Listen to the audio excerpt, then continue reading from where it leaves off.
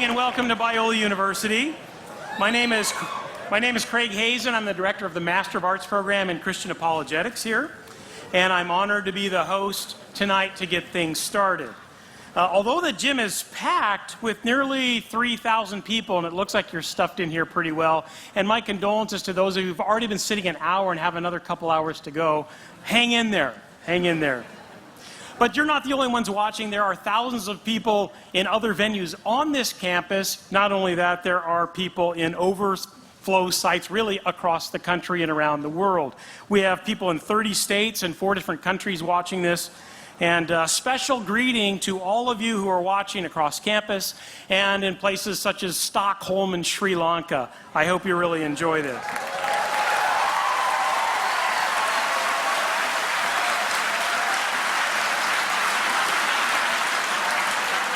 A special greeting to some distinguished guests tonight. William Lane Craig's wife, Jan, is here. Jan, it's good to see you. Betsy Hewitt is here. Yeah. My wife Karen Hazen is here. Dr. Barry Corey, the university president, is here.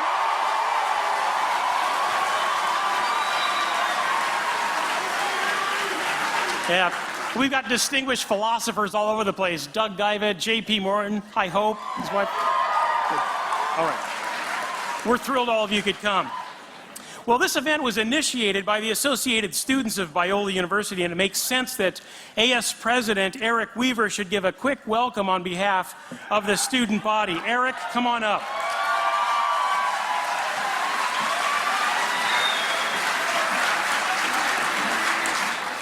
Good evening, everyone. Biola is a 100-year-old Christian university which desires to wrestle with big questions in an honest and open way. In my senior year, my AS colleague Mark Heath and I thought we should sponsor a blockbuster event that pursues the biggest question of all. Is it reasonable to believe that God exists? A proposal was presented to the Senate, and the student body heartily agreed. So we invited 2 acclaimed academic leaders in this area, William Lane Craig and Christopher Hitchens. And along with the wonderful people from the Apologetics program, we are thrilled to see it on display tonight. On behalf of the students at Biola, I hope you really enjoy this event. Thank you.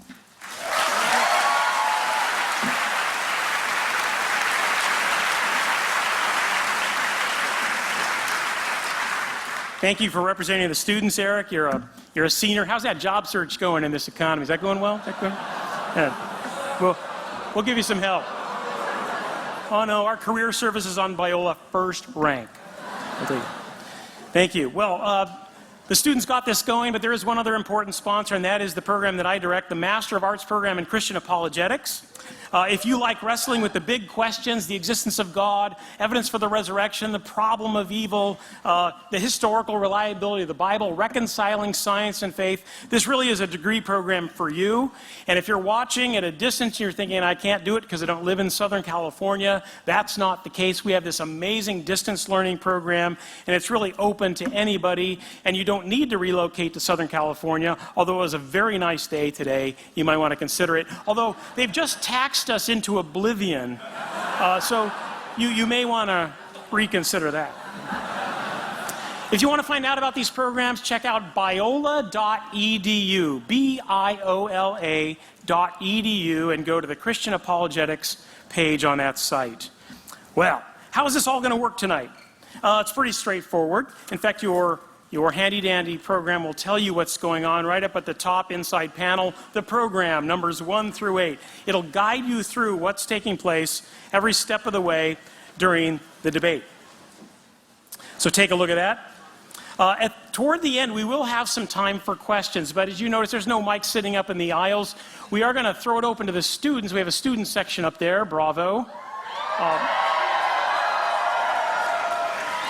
Students of all stripes. Now, it's your job tonight to think up some tough questions.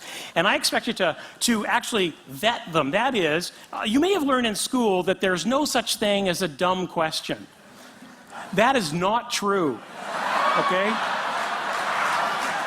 not to intimidate you, but check it out. Do peer review. If you come up with a question, run it by the person next to you or on either side, and let's see how it goes. So we'll throw it open for some Q&A time, and our thoughtful moderator will make sure it goes well. All right. Well, when we're done tonight, there's one other thing you need to be considering, and that is getting outside of this building to the pavilion right outside here and several places along the walkway to pick up the featured books tonight. One is God is Not Great by Christopher Hitchens, and another one is Reasonable Faith by William Lane Craig. These are the featured books. Pick them up and you can actually have them signed. To have them signed, just walk out this building, look for all the lights, and there's some tables out there, and our distinguished debaters will be out there signing books and answering your toughest questions right there at the table, I'm sure. If you've got a lot of books at home, in fact, you own a book so you don't need another one, perhaps you can buy some DVDs or CDs of some dynamite debates and lectures that Bill Craig has done around the world. These are first-rank materials, and our apologetics program is actually the center point for getting all of these. So if you want to get them tonight, they've got wonderful special deals. Check out the red flyer in your brochure, and that will tell you the scoop. You can even pre-order tonight's debate. If you'd like to get a copy of it, it's something you want to share with a lot of people. You can pre-order it tonight, fill out the form, take it to the table, and they'll move you right through. Well, we're delighted to have Mr. Hitchens here on campus, but we realize that we theists certainly have the home court advantage. I mean, being in a basketball court, that makes a lot of sense. After all, it's a Christian university, and it even says, all glory to God or something above the bleachers there. So clearly this is a home court advantage for the theists. And I imagine that the crowd here is over 2/3 evangelical Christian, although I'm thrilled to see the atheist and agnostic community turn out wearing T-shirts. I love that. Yeah, absolutely, yeah.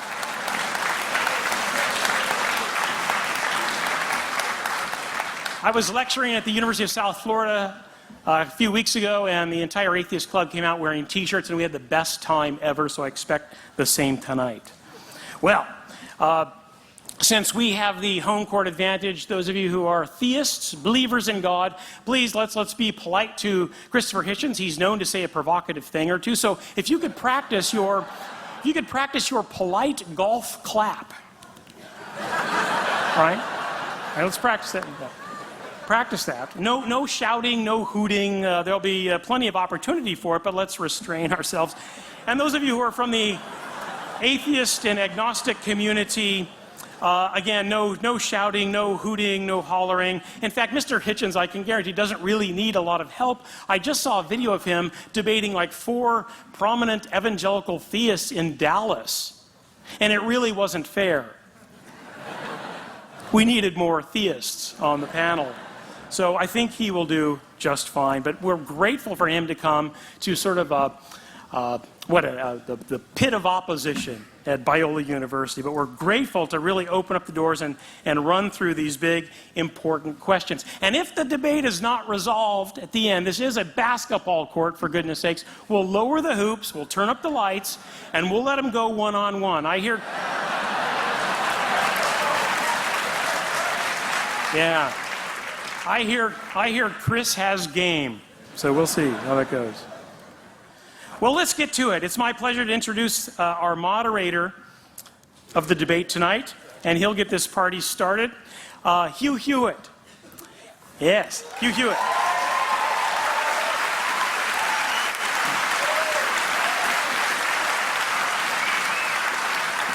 Hugh is a law professor and broadcast journalist whose nationally syndicated radio show is heard in more than 120 cities across the United States every weekday by more than 2 million listeners. By the way, locally, this program is heard on KRLA, which is 870 AM.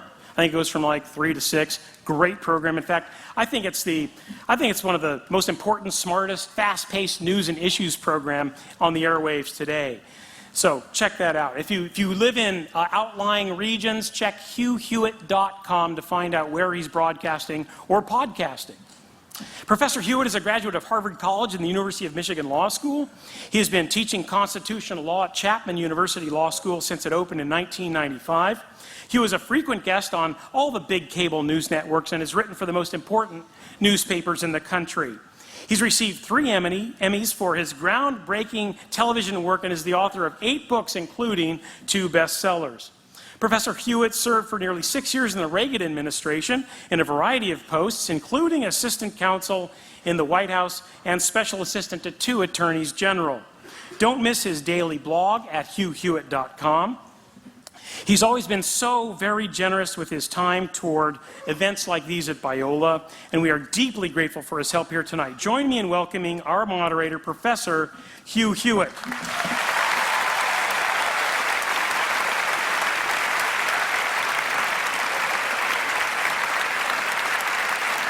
Thank you, ladies and gentlemen. Number 1, please turn off your cell phones. I repeat, please turn off your cell phones. Number 2, gentlemen, to the extent that any of you have jackets that are still on, please, as Ronald Reagan once used to say, feel free to just throw them on the floor. It is a little bit warm in here.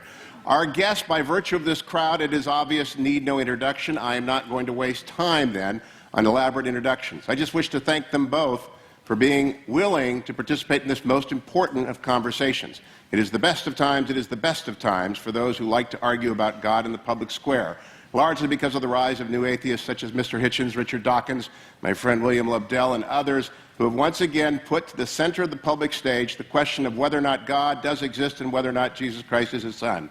And it is up to people like William Lane Craig, prolific author, much beloved professor here, to enter into that conversation in a way that is both persuasive and winsome. And so without further ado, allow me to welcome up Vanity Fair columnist, prolific author, my friend and champion of freedom, Christopher Hitchens.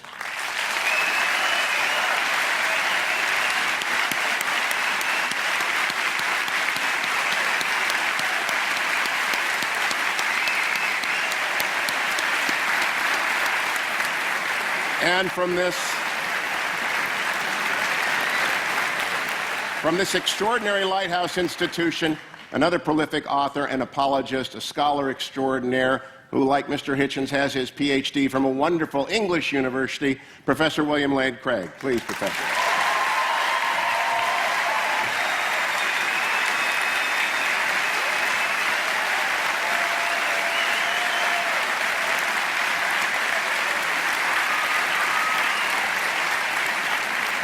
This is a very structured debate according to classical lines until the questions at the end. We begin with an opening argument, 20 minutes, to Professor Craig. Professor? Ooh.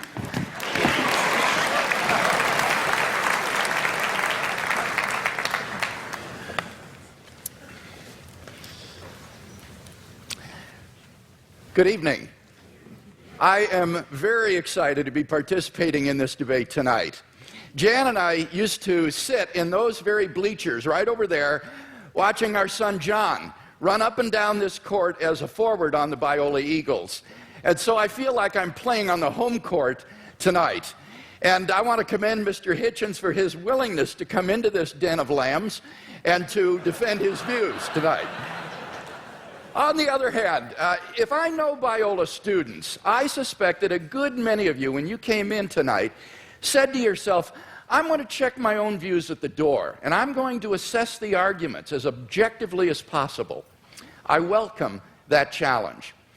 You see, the question of God's existence is of interest not only to religion, but also to philosophy.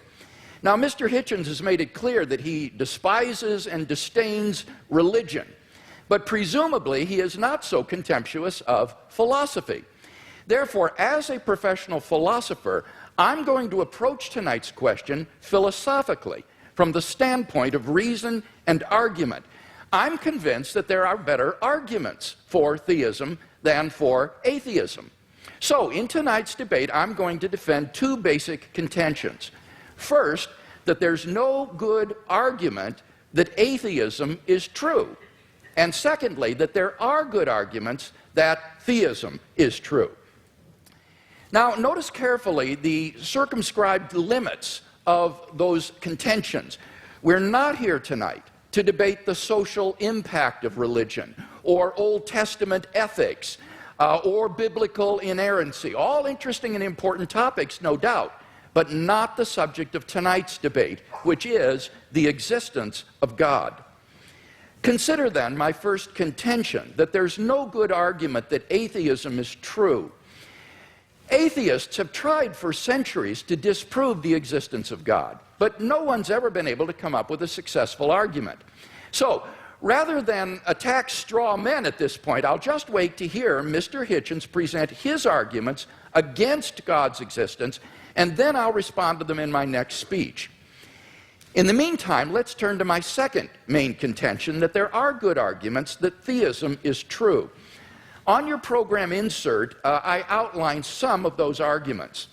Number one, the cosmological argument. The question of why anything at all exists is the most profound question of philosophy. The philosopher Derek Parfit says, no question is more sublime than why there is a universe, why there is anything, rather than nothing. Typically, atheists have answered this question by saying that the universe is just eternal and uncaused.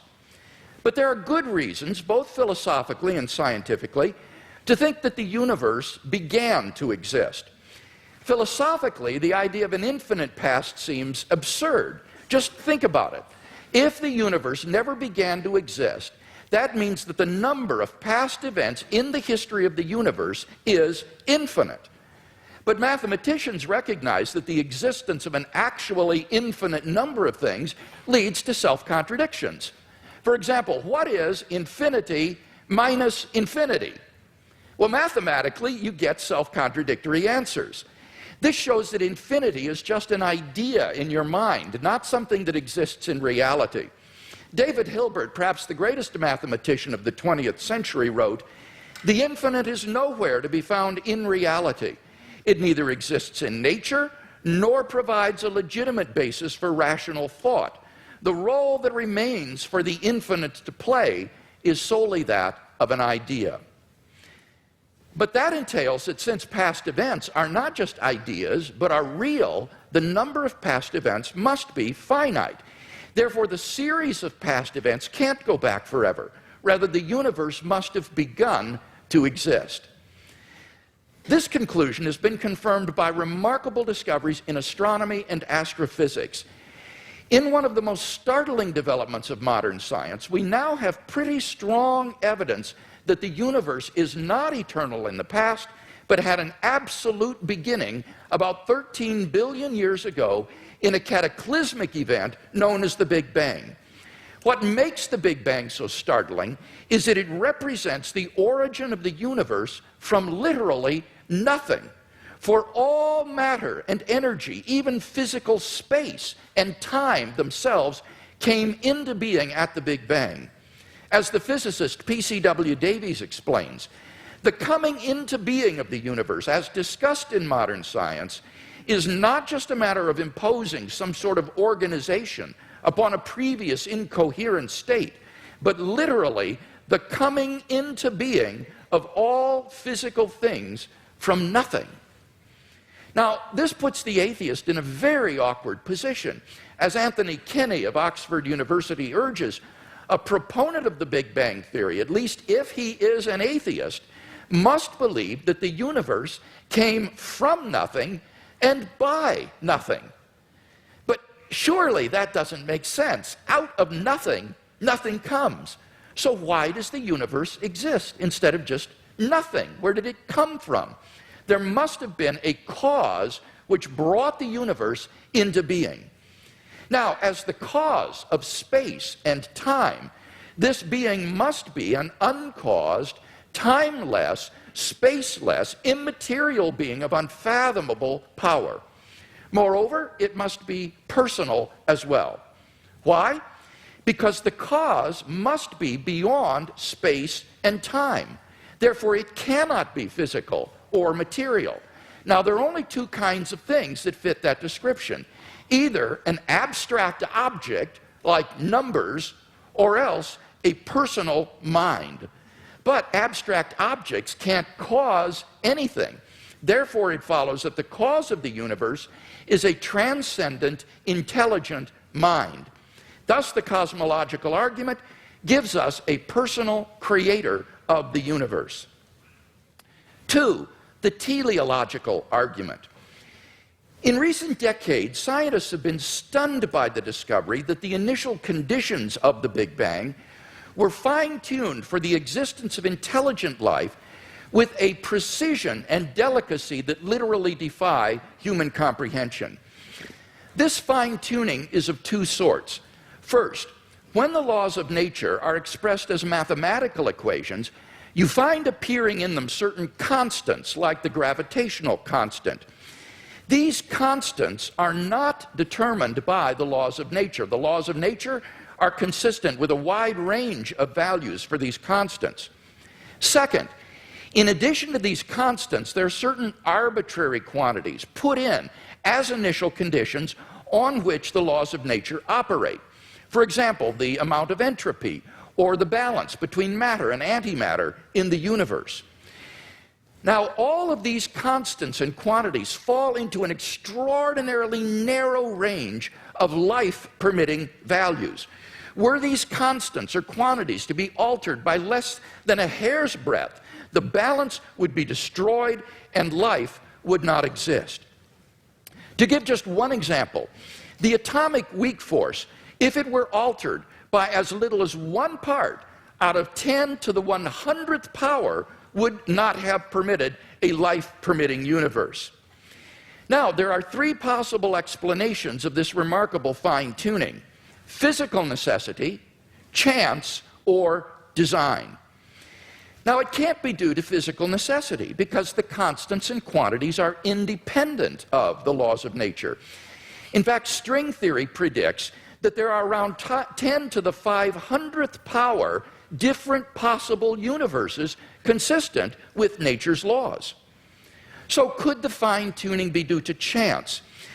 Well, the problem with this alternative is that the odds against the fine-tunings occurring by accident are so incomprehensibly great that they cannot be reasonably faced.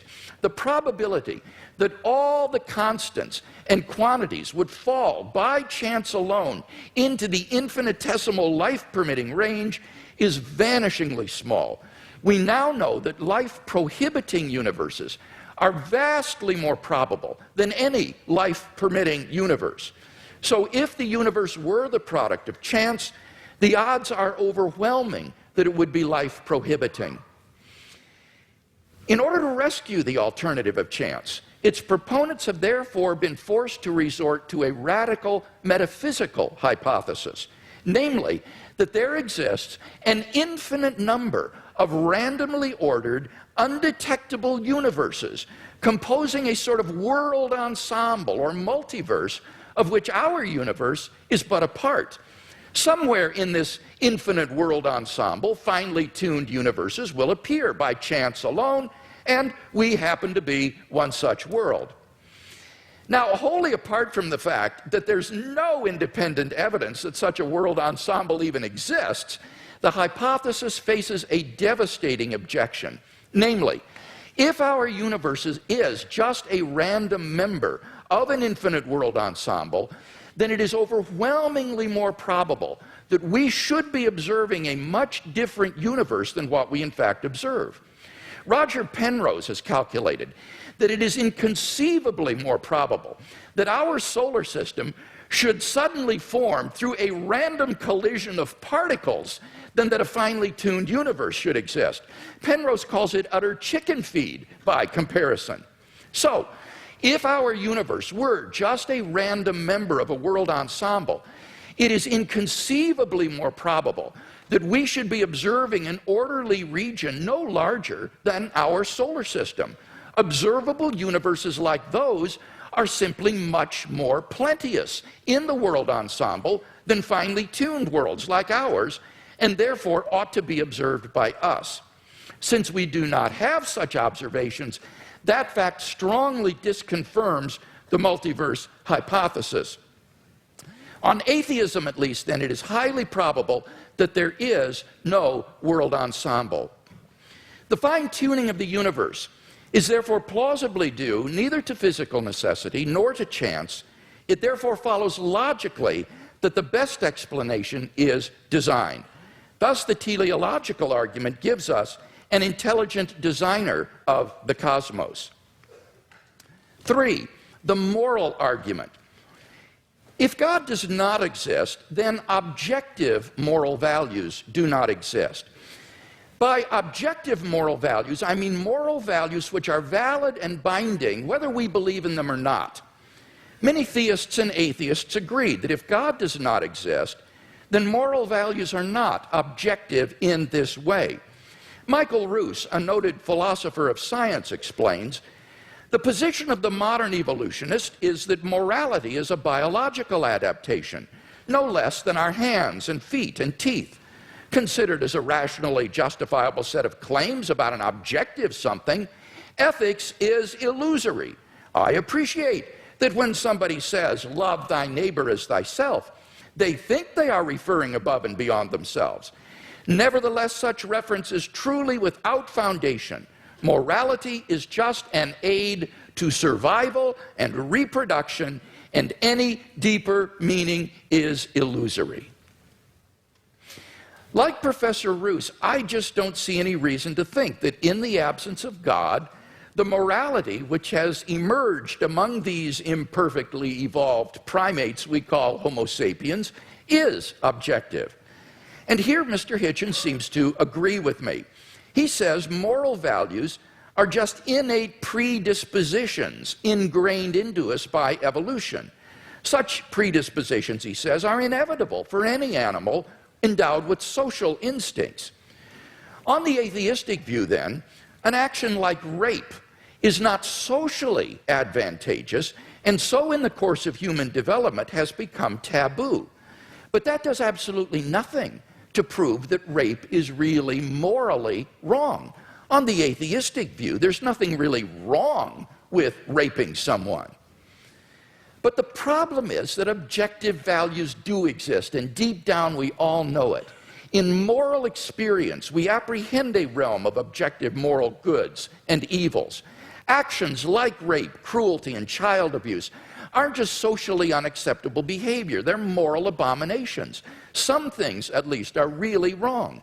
Similarly, love, equality, and self-sacrifice are really good. But then it follows logically and necessarily that God exists.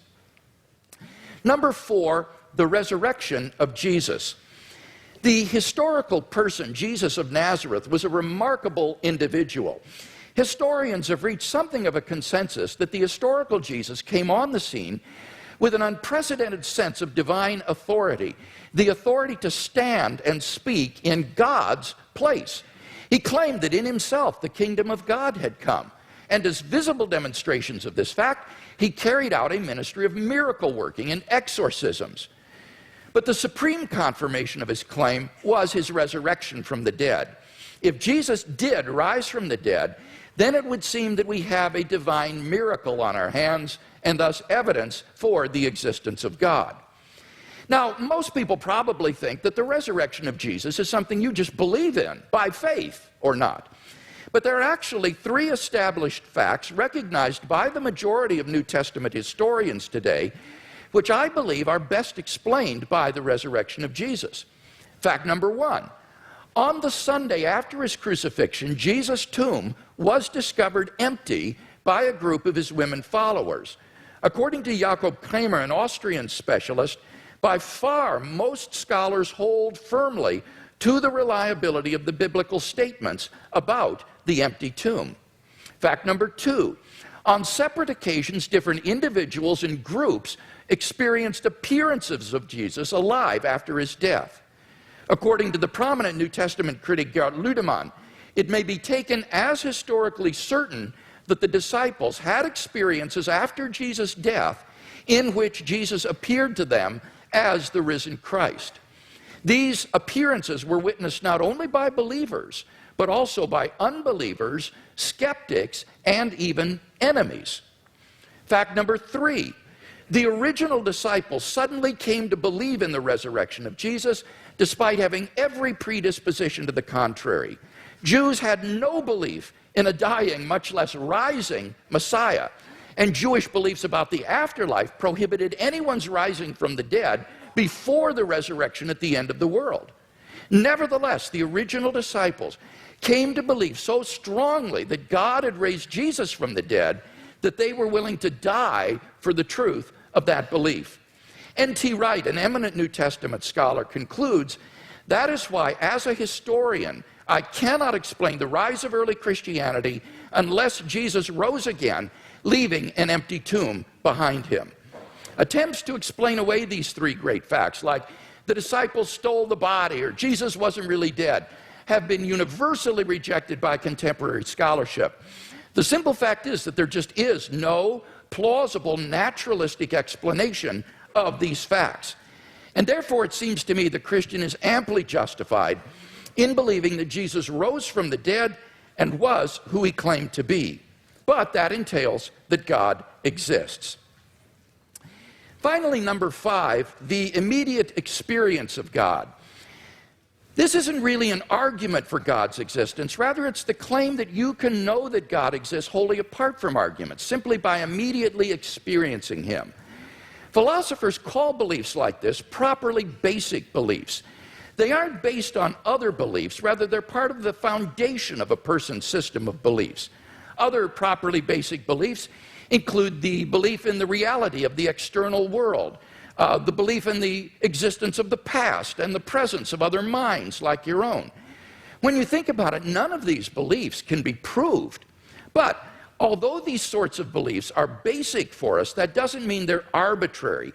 Rather, they're grounded in the sense that they're formed in the context of certain experiences.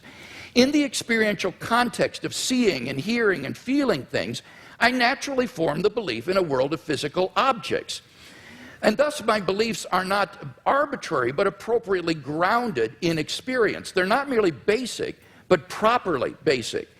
In the same way, belief in God is, for those who know him, a properly basic belief grounded in our experience of God. Now, if this is right, there's a danger that arguments for God's existence could actually distract your attention from God himself. If you're sincerely seeking God, then God will make his existence evident to you. We mustn't so concentrate on the external arguments that we fail to hear the inner voice of God speaking to our own hearts. For those who listen, God becomes an immediate reality in their lives. So, in conclusion then, we've seen 5 good arguments to think that God exists. If Mr. Hitchens wants us to believe instead that God does not exist, then he must first tear down all 5 of the arguments that I presented, and then in their place erect a case of his own to prove that God does not exist. Unless and until he does that, I think that theism is the more plausible worldview.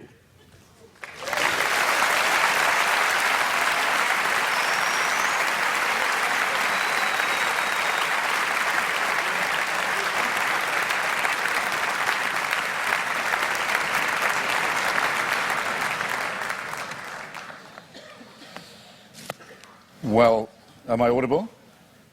Am I audible to all? Yes. Well, ladies and gentlemen, brothers and sisters, comrades, friends, thanks for coming out, as Senator Larry Craig actually did say at his press conference. Thank you, Mr. Hewitt and Dr. Craig, for being among the very many Christians who have so generously and hospitably and warmly taken me up on the challenge I issued when I started my little book tour and welcomed me to your places to have this most important of all discussions. I can't express my gratitude enough. And thanks to the very nice young ladies who I ran into at the Elephant Bar this afternoon, where I hadn't expected a posse of Biola students to be on staff, but where I thought, God, they're everywhere now.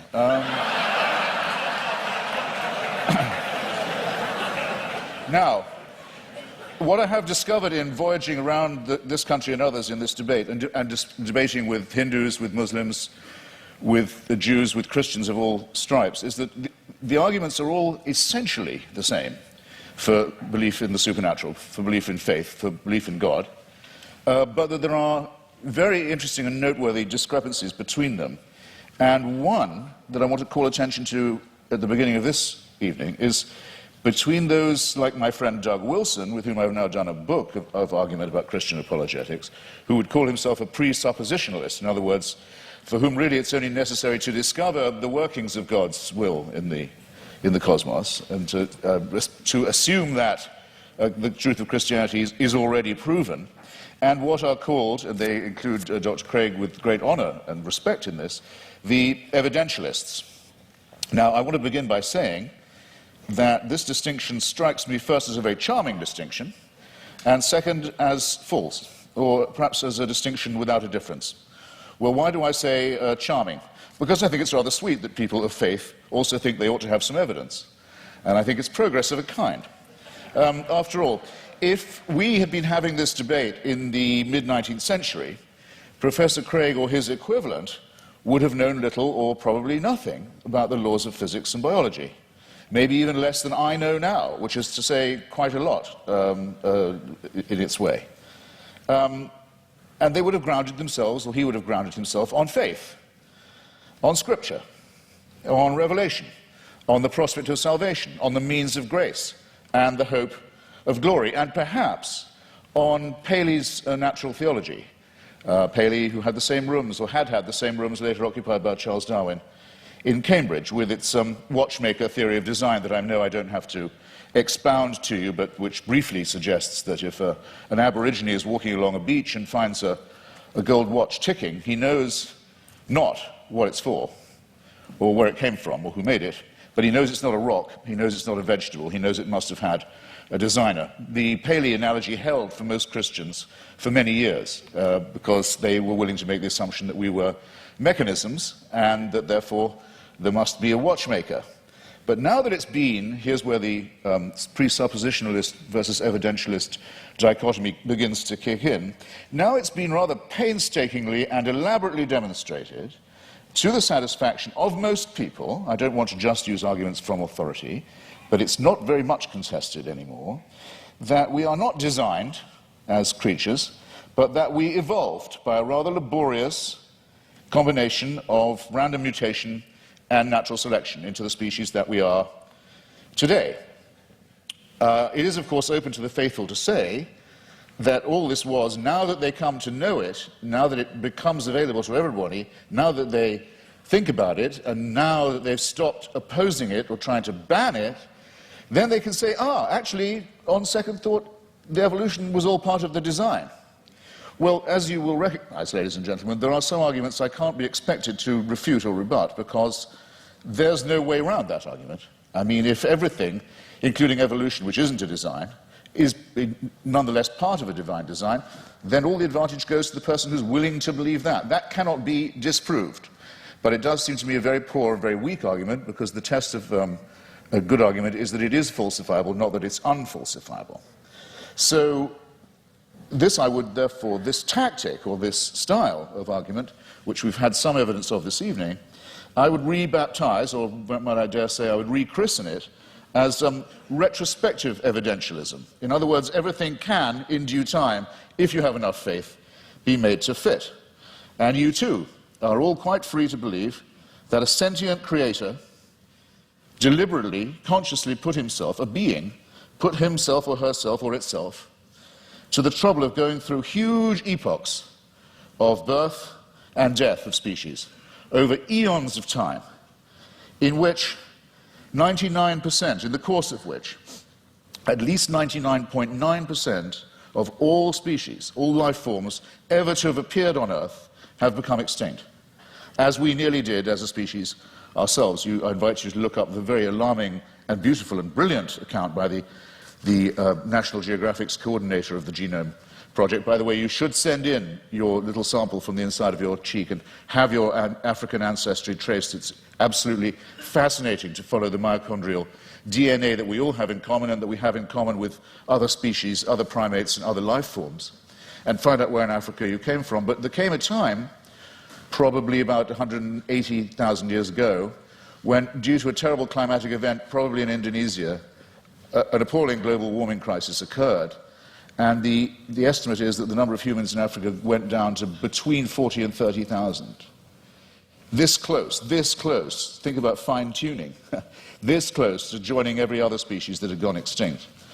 And that's our Exodus story, is that somehow we don't know how, because it's not written in any scripture, it's not told in any book, it's not part of any superstitious narrative, but somehow the escape from Africa to cooler latitudes was made. But that's how close it was. You have to be able to imagine that all this mass extinction and death and randomness is the will of a being. You are absolutely free to believe that if you wish. And all of this should happen so that one very imperfect race of evolved primates should have the opportunity to become Christians or to turn up at this gym tonight. That all of that was done with us in view. It's a curious kind of solipsism. It's a curious kind of self-centeredness. I was always brought up to believe that Christians were modest and humble and comported themselves with due humility. And there's a certain arrogance to this assumption that all of this extraordinary development was all about us. And we were the intended and desired result, and everything else was in the discard. The tremendous wastefulness of it, the tremendous cruelty of it, the tremendous caprice of it, the tremendous tinkering and incompetence of it, never mind, at least we're here, and we can be people of faith.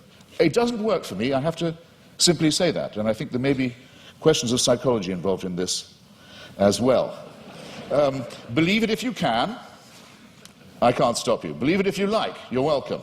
It's obviously impossible, as I said before, to disprove, and it equally obviously helps you to believe it if, as we all are, you're in the happy position of knowing the outcome. In other words, we are here, but there's a fallacy lurking in there somewhere too. Is there not? Now, it's often said, it was said tonight, and Dr. Craig said it in print, that atheists think they can prove the non-existence of God. This, in fact, very slightly but crucially misrepresents what we've always said. And there's nothing new about the new atheists, it's just we're recent.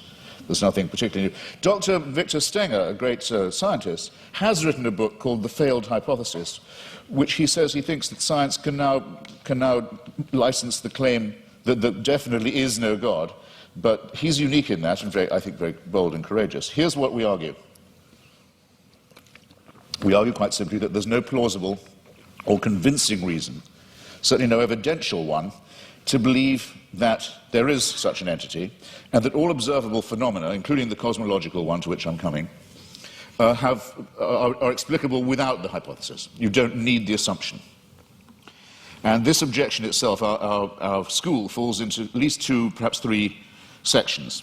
There's no such thing, no such word, though there should be, as adeism, or as being an adeist, but if there was one, I would say that's what I was. I don't believe that we are here as the result of a design, or that by making the appropriate propitiations and adopting the appropriate postures and following the appropriate rituals, we can overcome death. I don't believe that, and for a priori reasons, don't. If there was such a force, which I cannot prove by definition that there was not, if there was an entity that was responsible for the beginning of the cosmos, and that also happened to be busily engineering the very laborious production of life on our little planet, it still wouldn't prove that this entity cared about us, answered prayers, cared what church we went to, or whether we went to one at all, cared who we had sex with, or in what position, or by what means, cared what we ate, or on what day, cared whether we lived or died. There's no reason at all why this entity isn't completely indifferent to us. You cannot get from deism to theism except by a series of extraordinarily generous to yourself assumptions. The deist has all his work still ahead of him to show that it leads to revelation, to redemption, to salvation, or to suspensions of the natural order, in which hitherto you've been putting all your faith, all your evidence is on scientific and natural evidence, or why not, for a change of pace and a change of taste, say yes, but sometimes this same natural order, which is so miraculous in observation, no question about it, is so impressive in its favoring the conditions for life in some ways, but it's randomly suspended when miracles are required. So with caprice and contempt, these laws turn out not to be so important after all, as long as the truth of religion can be proved by their being rendered inoperative. This is having it both ways in the most promiscuous and exorbitant manner in my submission.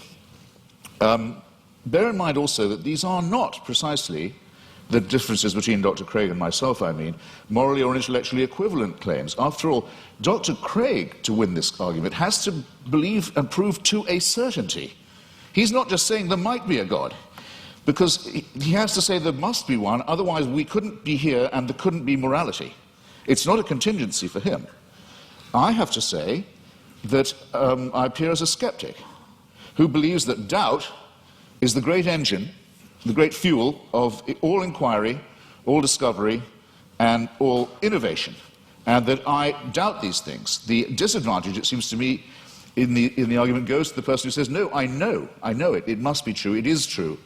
We're too early in the study of physics and biology, it seems to me, to be dealing in certainties of that kind, especially when the stakes are so high. It seems to me, to put it in a condensed form, extraordinary claims, such as the existence of a divine power with a son who cares enough to come and redeem us, extraordinary claims require truly extraordinary evidence. I don't think any of the evidence we heard from Dr. Craig, brilliantly marshaled as it was extraordinary enough to justify the extreme claims that are being made and backed by it. Hypocrisy, said La Rochefoucauld, is the compliment that vice pays to virtue. Retrospective evidentialism strikes me in something of the same sort of light. It's a concession made to the need for fact.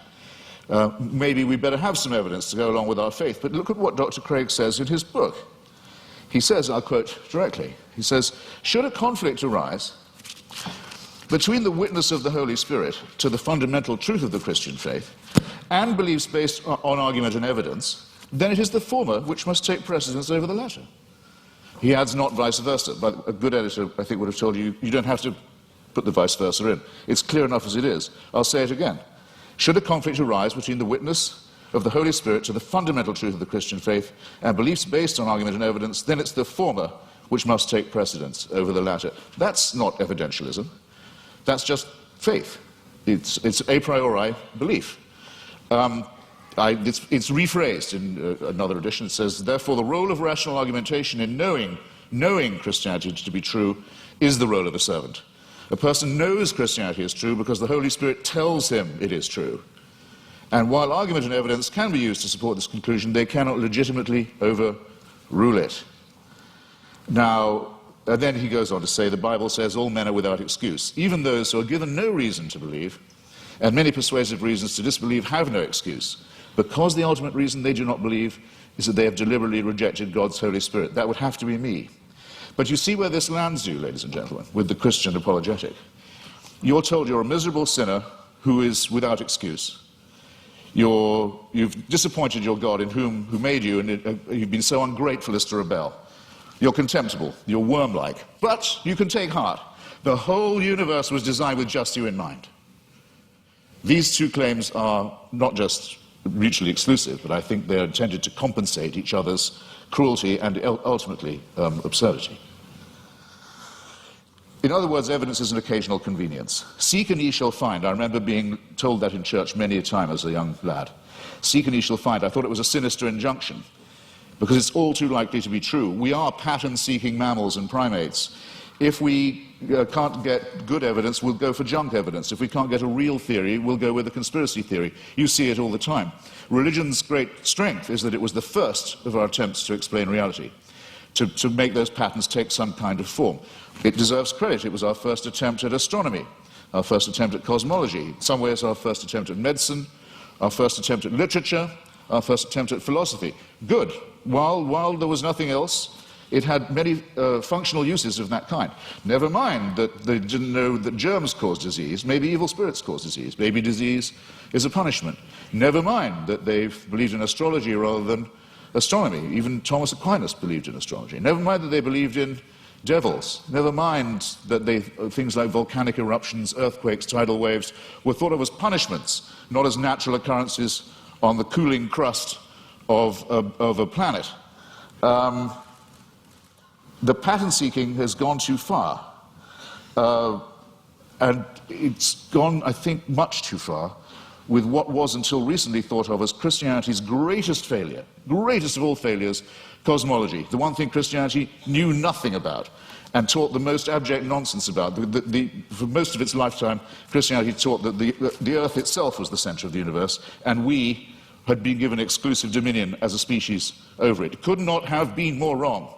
How are we going to square the new cosmology, the fantastic new discoveries in physics, with the old dogmas? Well, one is the idea of this fine-tuning, about which I've only left myself 3.5 minutes. I'll have to refer some of this to later in the discussion. This is essentially another form of pattern seeking on the basis of extremely limited evidence.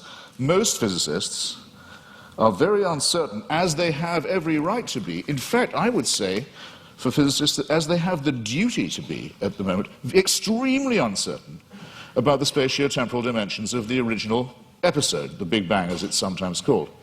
We're in the very, very early stages of this inquiry. We hardly know what we don't know about the origins of the universe.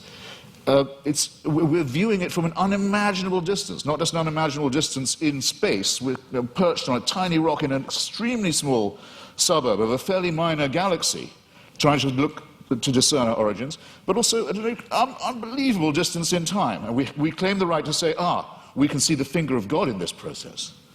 It's an extraordinarily arrogant assumption. It either deserves a Nobel Prize in physics, which it hasn't yet got, I notice. I don't know any physicist who believes these assumptions are necessary, or it deserves a charge of hubris.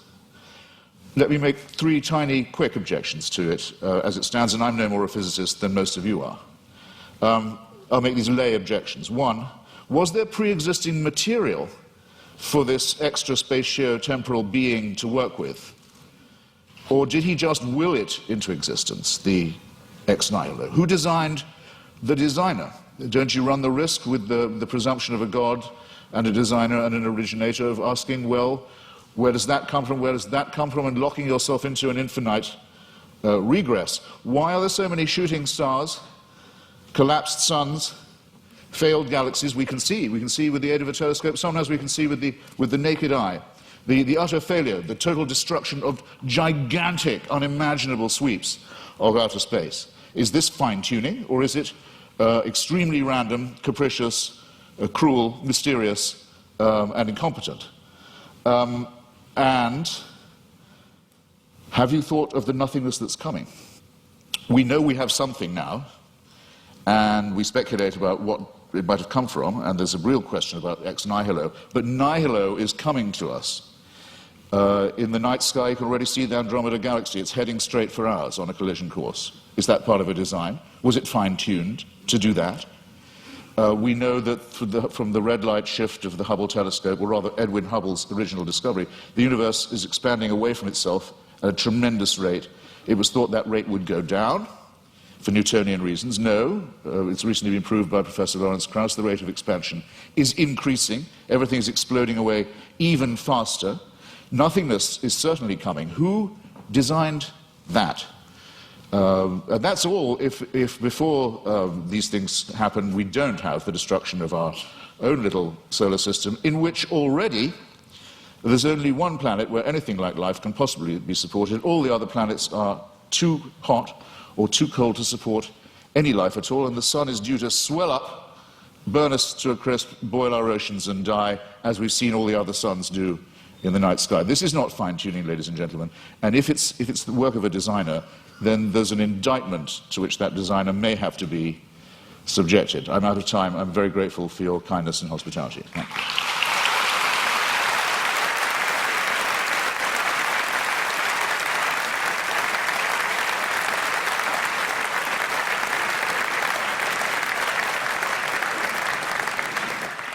Dr. Craig, a 12-minute rebuttal.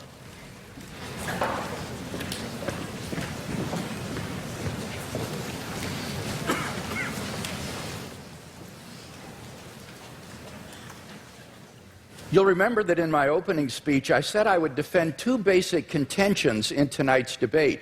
First, that there's no good argument that atheism is true. Now, far from being a point of contention tonight, as far as I understood Mr. Hitchens' last speech, he would agree with that first statement, that there is no good argument that atheism is true. He says, I simply don't have any positive reason to believe in God, but he doesn't really give an argument against God's existence. Indeed, he seems to suggest that's impossible. But notice that doesn't prove atheism. That just leaves you with agnosticism, namely, you don't know if there's a God or not. So at best, you're left merely with agnosticism. We don't see any good reason to think that atheism is true. Now, he did make some remarks about the theory of evolution, which at least insinuated that this was somehow incompatible with theism. And I have 2 points to make about this. First, I think that the theory of biological evolution is simply irrelevant to the truth of Christian theism. Genesis 1 admits all manner of different interpretations, and one is by no means committed to six-day creationism. Howard Van Til, who is a professor at Calvin College, writes, "Is the concept of special creation required of all persons who trust in the Creator God of Scripture? Most Christians in my acquaintance who are engaged with either scientific or biblical scholarship have concluded that the special creationist picture of the world's formation is not a necessary component of Christian belief. Nor is this a retreat caused by modern science. St. Augustine in the AD 300s, in his commentary on Genesis, pointed out that the days don't need to be taken literally, nor need the creation be a few thousand years ago. Indeed, he suggested that God made the world with certain special potencies that would gradually unfold over time and develop. And this interpretation came 1,500 years before Darwin, so that it is not a forced retreat in the face of modern science. So any doubts that I would have about the theory of biological evolution would be not biblical, but rather scientific. Namely, what it imagines is fantastically improbable. Barrow and Tipler, 2 physicists, in their book, The Anthropic Cosmological Principle, list 10 steps in the course of human evolution, each of which is so improbable that before it would occur, the sun would have ceased to be a main sequence star and incinerated the Earth. And they calculate the probability of the evolution of the human genome to be somewhere between 4 to the negative 180th power to the 110,000th power, and 4 to the negative 360th power to the 110,000th power. So if evolution did occur on this planet, it was literally a miracle, and therefore evidence for the existence of God. So I don't think this is an argument for atheism. Quite the contrary, it really provides good grounds for thinking that God superintended the process of biological development. So the Christian can be open to the evidence to follow it where it leads. By contrast, as Alvin Plantinga has said, for the naturalist, evolution is the only game in town. No matter how fantastic the odds, no matter how improbable, it's got to be true, because there is no intelligent creator and designer. So in one sense, you've got to feel a little sorry for the atheist. He can't really follow the evidence where it leads. His presuppositions determine the outcome. By contrast, if there is a fine-tuner and creator of the universe, then already in the initial conditions of the Big Bang, you have an elaborately designed universe that permits the evolution and existence of intelligent life. And I think evolution simply layers on more improbability. Now, Mr. Hitchens says, but why did God wait so long, all that waste during this time? Well, that sort of concern with efficiency is only of importance to someone with either limited time or limited resources, or both. But in the case of God, he has both unlimited resources and unlimited time, and therefore it's simply not important to do this in a quick way. Well, now, Mr. Hitchens says, but why did God wait so long before he sent Christ? Human beings have existed for thousands of years on this planet before Christ's coming. Well, what's really crucial here is not the time involved, rather it's the population of the world. The Population Reference Bureau estimates that the number of people who have ever lived on this planet is about 105 billion people. Only 2% of them were born prior to the advent of Christ. Eric Krapes of the Survey Research Center at the University of Michigan's Institute for Social Research says, God's timing couldn't have been more perfect. Christ showed up just before the exponential explosion in the world's population. The Bible says in the fullness of time, God sent forth his Son. And when Christ came, The nation of Israel had been prepared. The Roman peace dominated the Mediterranean world. It was an age of literacy and learning. The stage was set for the advent of God's Son into the world. And I think in God's providential plan for human history, we see the wisdom of God in orchestrating the development of human life and then in bringing Christ into the world in the fullness of time. So I don't see that there are any good grounds here for thinking that this provides reason for atheism. Now, what about my arguments for theism? Mr. Hitchens had some general remarks here. He says it's difficult to get from deism to theism. Now, I want to point out that's a false use of these terms. This is simply confused. Deism is a type of theism. Theism is the broad worldview that God exists. Deism is a specific kind of theism that says God has not revealed himself directly in the world. Now, my arguments are a cumulative case for Christian theism. They add up to the belief in the God that has been revealed by Jesus of Nazareth. Now, Mr. Hitchens says, but you must prove this with certainty. Not at all. I am not claiming these arguments demonstrate Christian theism with certainty. I'm saying that this is the best explanation of the data when you compare it with other competing hypotheses. I think it's more probable than not. He quotes me as to saying the Holy Spirit's witness is the basis for knowing Christianity to be true, and I affirm that. I think the fundamental way in which we know Christianity is true is through the objective inner witness of God's Holy Spirit, what I called the immediate knowledge of God himself in my fifth point. On the basis of that, we have a properly basic belief in the existence of God and the truth of Christianity. But when it comes to showing someone else that what we know through the witness of the Holy Spirit is true, here we appeal to argument and evidence as I've done tonight.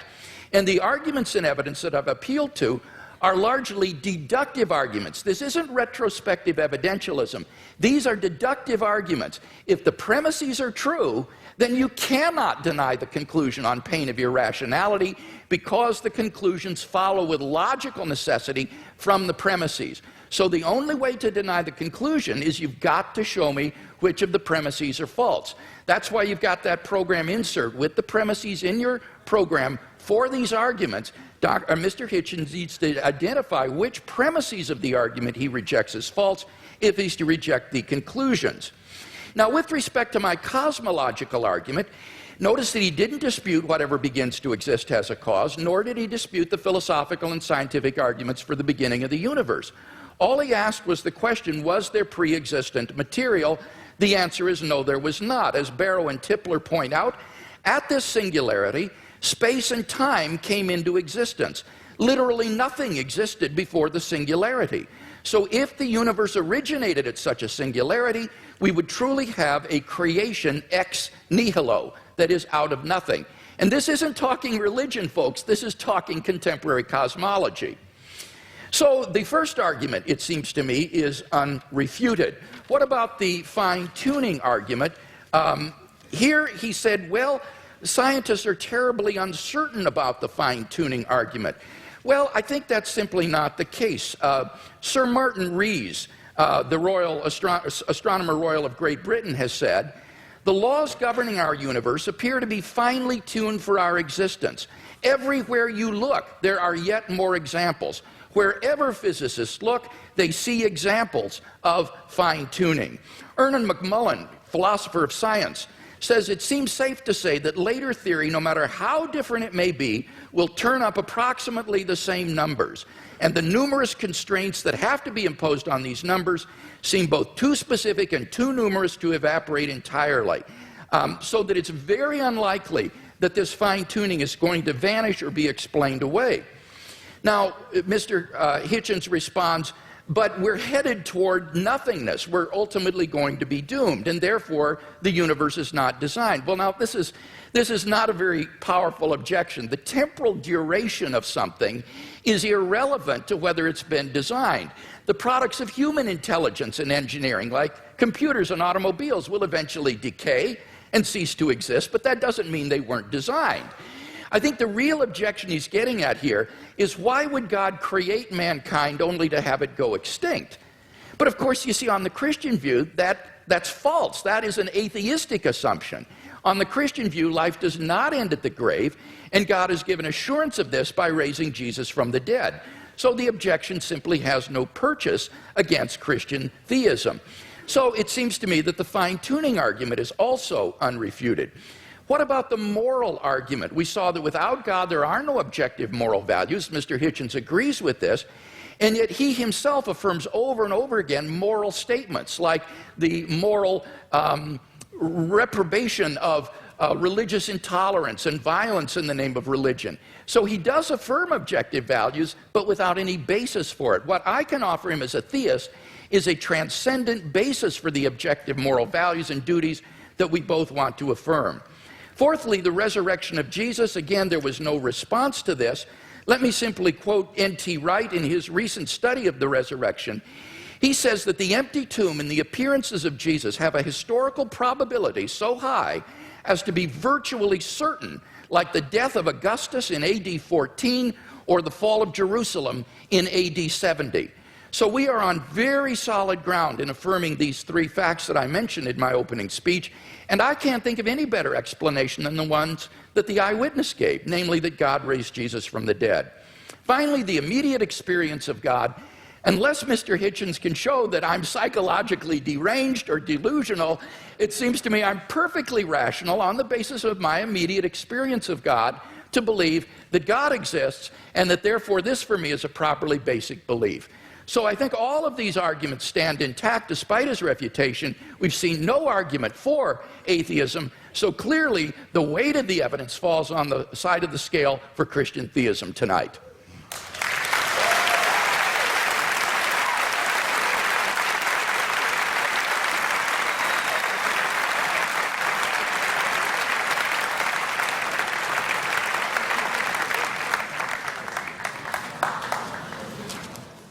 There is a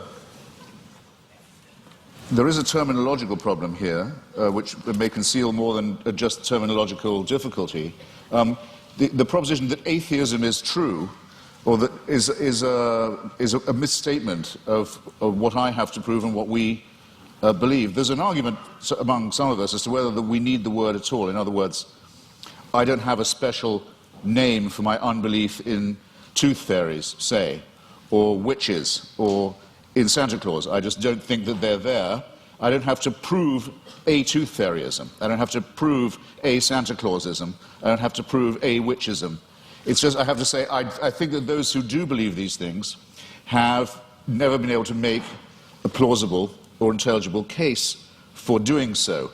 That's not agnosticism, because it seems to me that if you don't think there is any evidence, you're wrong to take refuge in saying you're neutral. You ought to have the courage to answer the question, which one is regularly asked, are you an atheist or not? Yes, I will say, I am. You can't tell anything else about me. You can't tell anything else about what I think, about what I believe, about what my politics are, or my other convictions. It's just that I don't believe in the existence of a supernatural dimension, and I've never been shown any evidence that any process observable to us cannot be explained by more satisfactory and more convincing means.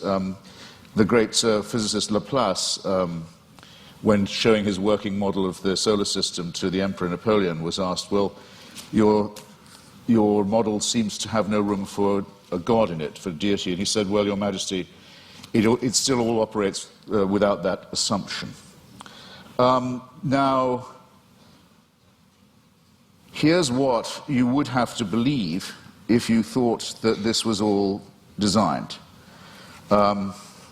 Dr. Craig gave a slight parody of what I think about this. It could be true, but you'd have to imagine, let's say the human species has been, Homo sapiens has been with us, some people say as long as 250,000 years, some say 200, some say 100,000. Francis Collins and Richard Dawkins oscillate about this. It's not a very big argument. I'll just take 100,000, if you like. You have to imagine that human beings are born. Well, actually, most of them, a good number of them aren't born. They die in childbirth or don't long outlive it. They're born into a terrifying world of the unknown. Everything is a mystery to them, everything from disease to volcanic eruptions.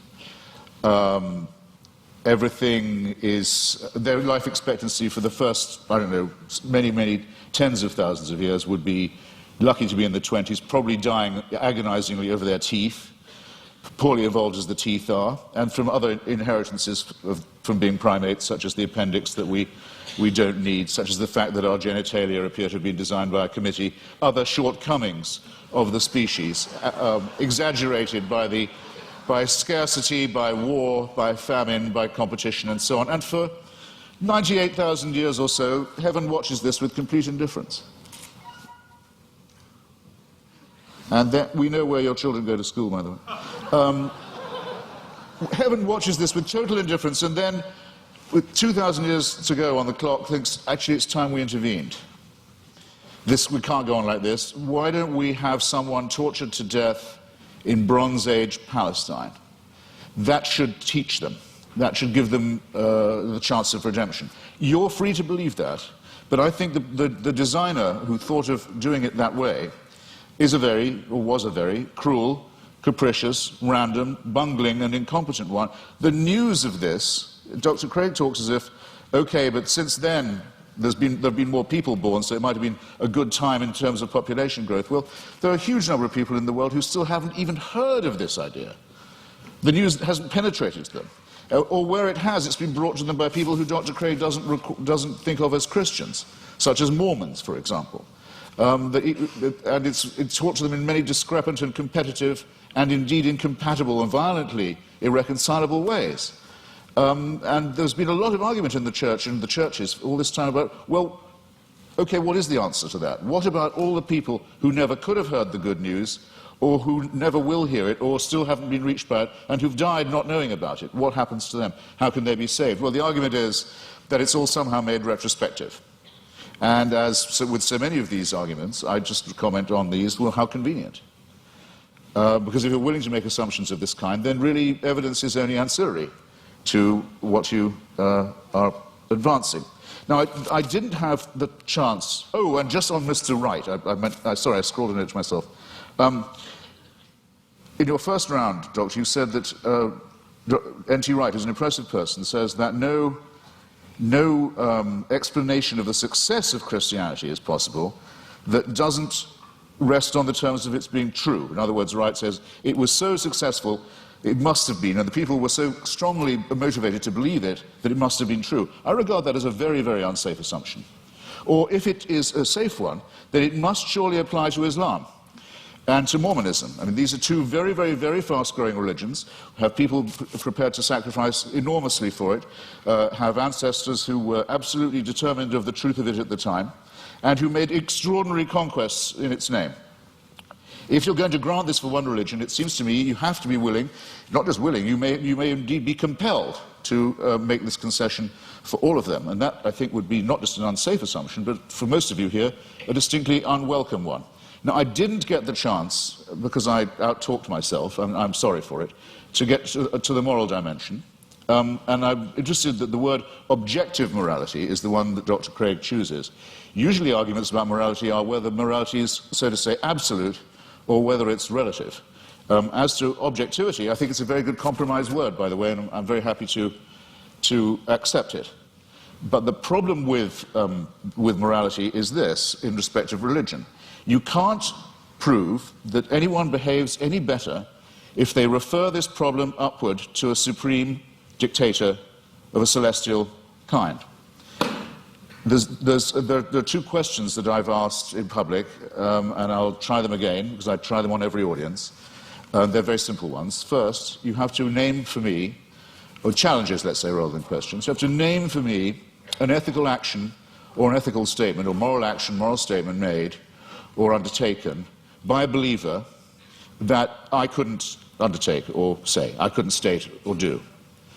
I haven't yet had an example pointed out of that to me. In other words, that a person of faith would have an advantage by being able to call upon divine sanction. Whereas if I ask you to think of a wicked act undertaken by someone in the name of God or because of their faith, you wouldn't have, or a wicked statement made, you wouldn't have that much difficulty, I think, in coming up with an example right away. The genital mutilation community, for example, is almost exclusively religious. The suicide bombing community is almost exclusively religious. There are injunctions for genocide in the Old Testament. There are injunctions and warrants for slavery and racism in the Old Testament too. There's simply no way of deriving morality and ethics from the supernatural. When we come to the question of the absolute, well, the most often cited one is the Golden Rule, the one that almost everyone feels they have in common. The injunction not to do to others as you wouldn't want them to do to you. This doesn't, in fact, come from the Sermon on the Mount or from Christianity, or it doesn't originate with it. It's certainly adumbrated by Rabbi Hillel, a Babylonian rabbi, and it's to be found in the Analects of Confucius too. But it has, since we're talking about objective, relative, and absolute, a crucial weakness in it, unfortunately. We'd like to be able to follow it, but it's only really as good as the person who's uttering it. In other words, if I say, I won't treat you as I don't want you to treat me, what am I to do when confronted with Charles Manson? I want him treated in a way that I wouldn't want to be treated myself. Anything else would surely be completely relativistic.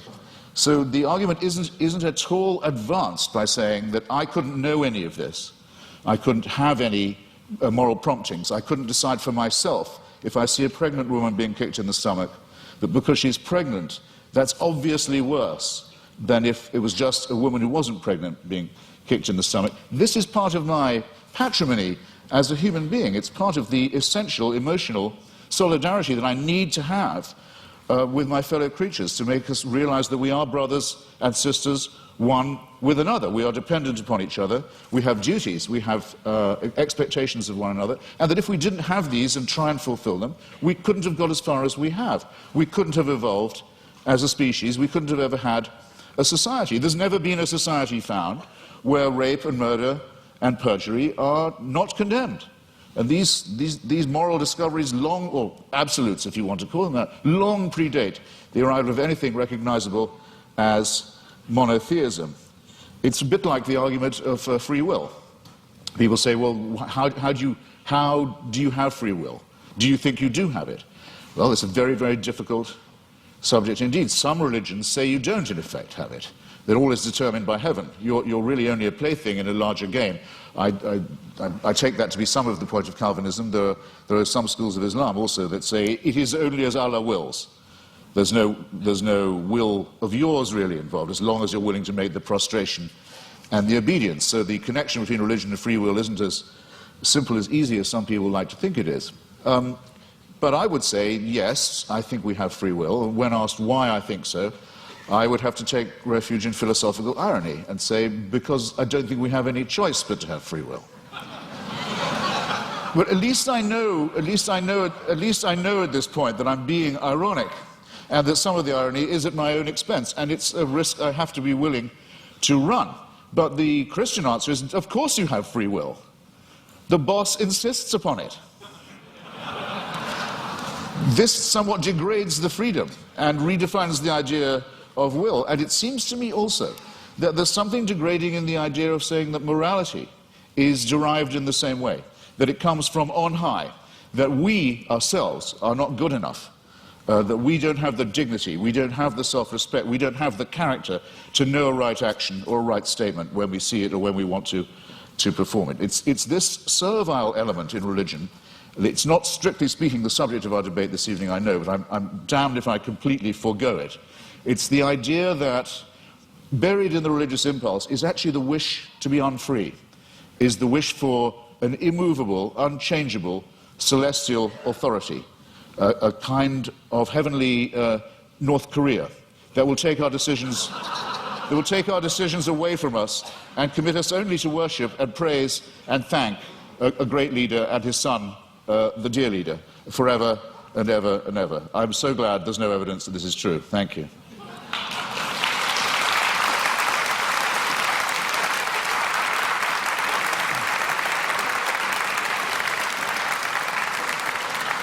We now enter the period of cross-examination, Which trial-like allows the questioner to pose and the answer only to answer and not to repeat the question or to dodge. 6 minutes of questions begin to Dr. Craig, followed by 6 minutes of questions to Mr. Hitchens. Dr. Craig, your questions for Mr. Hitchens. All right, let's talk first about whether there are any good arguments to think that atheism is true. Now, it seems to me that you're rather ambivalent here, that you say, you redefine atheism to mean a sort of atheism or non-theism. That's what it means.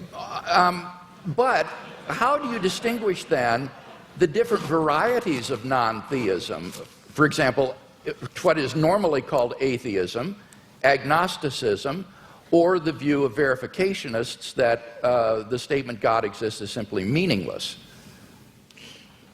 Well, I mean, there are different schools of atheism, as you say, but there's no claim I know how to make that says atheism is true, because atheism is the statement that a certain proposition isn't true. So I wish you'd get this bit right, because it's there you go again. Well, I just devoted a little time to this. I said it is not in itself a belief or a system. It simply says you can get by better, probably, we think, without the assumption that no one who wants you to worship a God has ever been able to come up with a good enough reason to make you do it. now, so the point is, though, that on your definition of atheism or non-theism, it really embodies a diversity of views, such as agnosticism, what is normally called atheism, or this verificationism. Now, which of those do you hold to within this umbrella of atheism? Are you an atheist who asserts the proposition God does not exist, or do you simply withhold belief in God in the way the agnostic does? Right. On some days, I'm a greater. No, I'm not going to do you that much of a favor. On some days, I'm a great admirer of Thomas Huxley, who had the great debate with Bishop Wilberforce in Oxford at the Natural History Museum about Darwinism in the mid-19th century, and who was known as Darwin's bulldog. We would now say Darwin's pit bull, and who completely trounced the good bishop. But I can't thank him for inventing the term agnostic.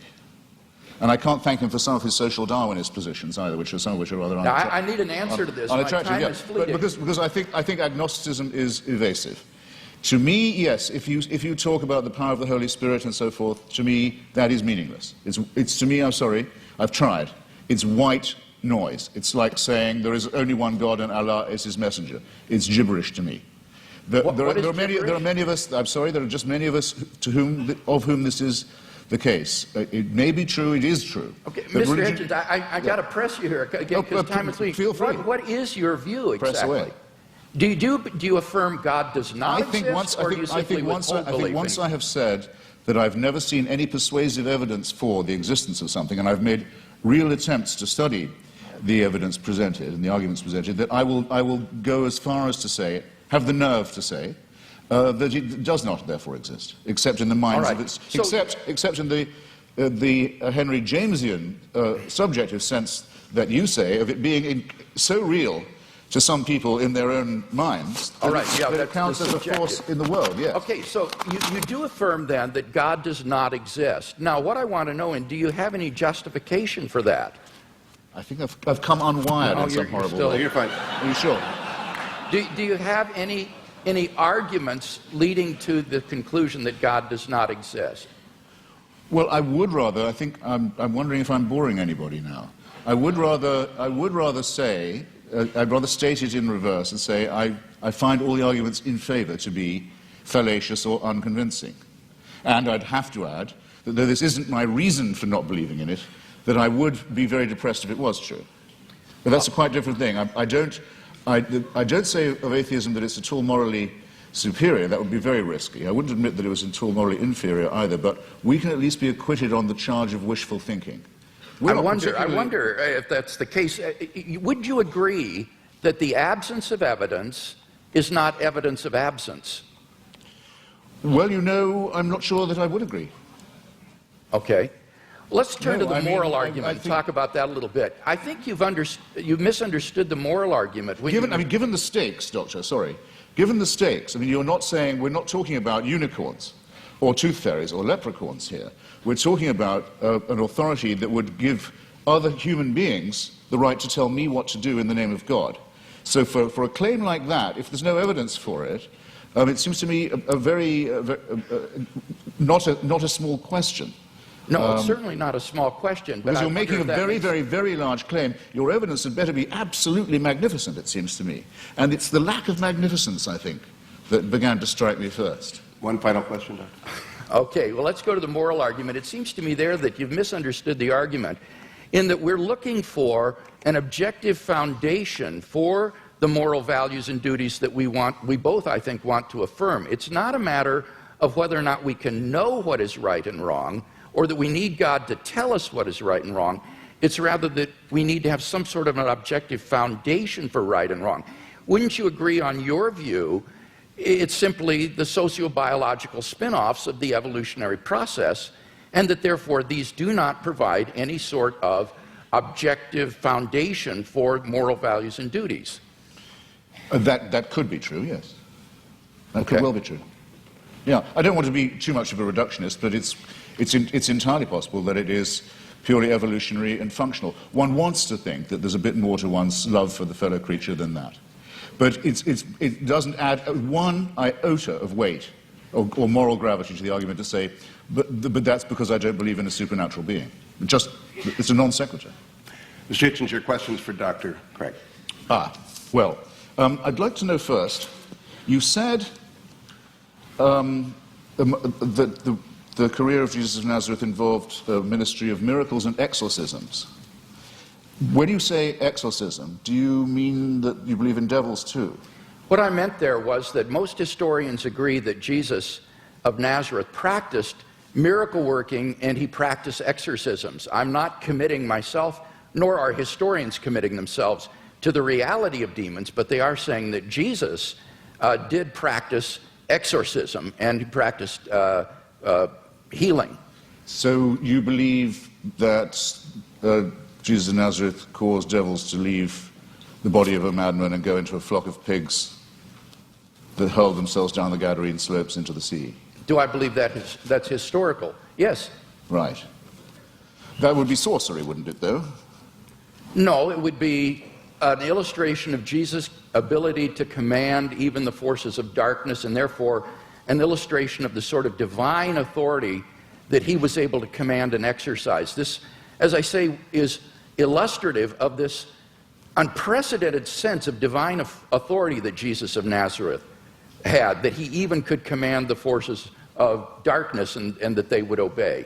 So whether you think he was a genuine exorcist or that he merely believed himself to be an exorcist, what is historically undeniable is that he had this radical sense of divine authority, which he expressed by miracle working and exorcisms. Right. And you believe he was born of a virgin? Yes, I believe that as a Christian. I couldn't claim to prove that historically. That's not part of my case tonight. But I as a Christian, I believe that. And I know you believe in the resurrection, but yes, and for that I think that we have good evidence. As a matter of biblical, what shall we call it, consistency, it's said in one of the Gospels that at the time of the crucifixion, all the graves of Jerusalem were opened, and all the tenants of the graves walked the streets and greeted their old friends. It makes the resurrection sound rather a commonplace in the greater Jerusalem area. That's in the Gospel of Matthew, and that's actually attached to a crucifixion narrative. That's what I said. It says at the time of the crucifixion. Yes, that's right. At the time of the crucifixion, it says that there were appearances of Old Testament saints in Jerusalem at the time. This is part of Matthew's description of the crucifixion scene. Do you believe that? I don't know whether Matthew intends this to be apocalyptic imagery or whether he means this to be taken literally. I've not studied it in any depth, and I'm open-minded about it. I'm willing to be convinced one way or the other. You see, the reason I'm pressing you is this because, we know from Scripture that the Pharaoh's magicians could produce miracles. In the end, Aaron could outproduce them. But what I'm suggesting to you is even if the laws of nature can be suspended and great miracles can be performed, it doesn't prove the truth of the doctrine of the person who's performing them. Or would you not agree to that? Not necessarily. I think that's right. So somebody could be casting out devils from pigs, and that wouldn't prove he was the Son of God. I think that's right. In fact, there were Jewish exorcists. The only point that I was trying to make there was that this was illustrative of the kind of divine authority that Jesus claimed, especially since he didn't cast them out in God's name, or he didn't perform miracles by praying to God. He would do them in his own authority. So that Jesus exercised an authority that was simply unheard of at that time, and for which he was eventually crucified because it was thought to be blasphemous. Well, it was thought to be blasphemous to claim to be the Messiah, to be exact. I mean, the people who got the closest look at him, the Jewish Sanhedrin, thought that his claims were not genuine. So remember, if you're resting anything on eyewitnesses, the ones who we definitely know were there thought he was bogus. But, okay, I think I've got a rough idea, assuming you make that assumption of his pre-existing divinity, that it's a presuppositionalist case, I can see what you're driving at. Well, no, I'm not a I've got another question for you, which is this. How many religions in the world do you believe to be false? I don't know how many religions in the world there are, so I Well, get could it. you name... Right. Fair enough. I'll see if I can't narrow that down. That was a clumsily asked question, I admit. Do you regard any of the world's religions to be false? Excuse me? Do you regard any of the world's religions to be false preaching? Yes, I think, yeah, certainly. Would you name one, then? Islam. That's quite a lot. Pardon me? That's quite a lot. Yes. Do you think it's moral to preach false religion? No. So religion is responsible for quite a lot of wickedness in the world right there. Certainly. Right. I'd be happy to concede that. I would agree with that. So if I was a baby being born in Saudi Arabia today, would you rather I was me or a Wahhabi Muslim? Would I be? You'd rather be what? Would you rather it was me? It was an atheist baby or a Wahhabi baby?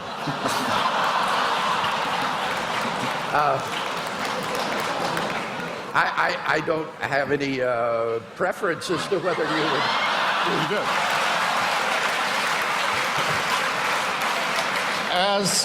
As bad as that. Okay. Are there any? I've only got a few seconds. It's a serious question. I shouldn't squander it. Are there any Christian denominations you regard as false? Certainly. Could I know what they are? Well, I'm not a Calvinist. For example, I think that certain tenets of Reformed theology are incorrect. I would be more in the Wesleyan camp myself. But these are differences among brethren. These are not differences on which we need to put one another in some sort of a cage. So within the Christian camp, there's a large diversity of perspectives. I'm sure there are views that I hold that are probably false. But I'm trying my best to get my theology straight, trying to do the best job, but I think all of us would recognize that none of us agree on every point of Christian doctrine, on every dot and tittle. Before Mr. Hitchens succeeds in launching another series of religious wars among Christians, let's get to the... Let's get to the responses. 7 minutes are each. Dr. Craig, it is your 7 minutes. Okay.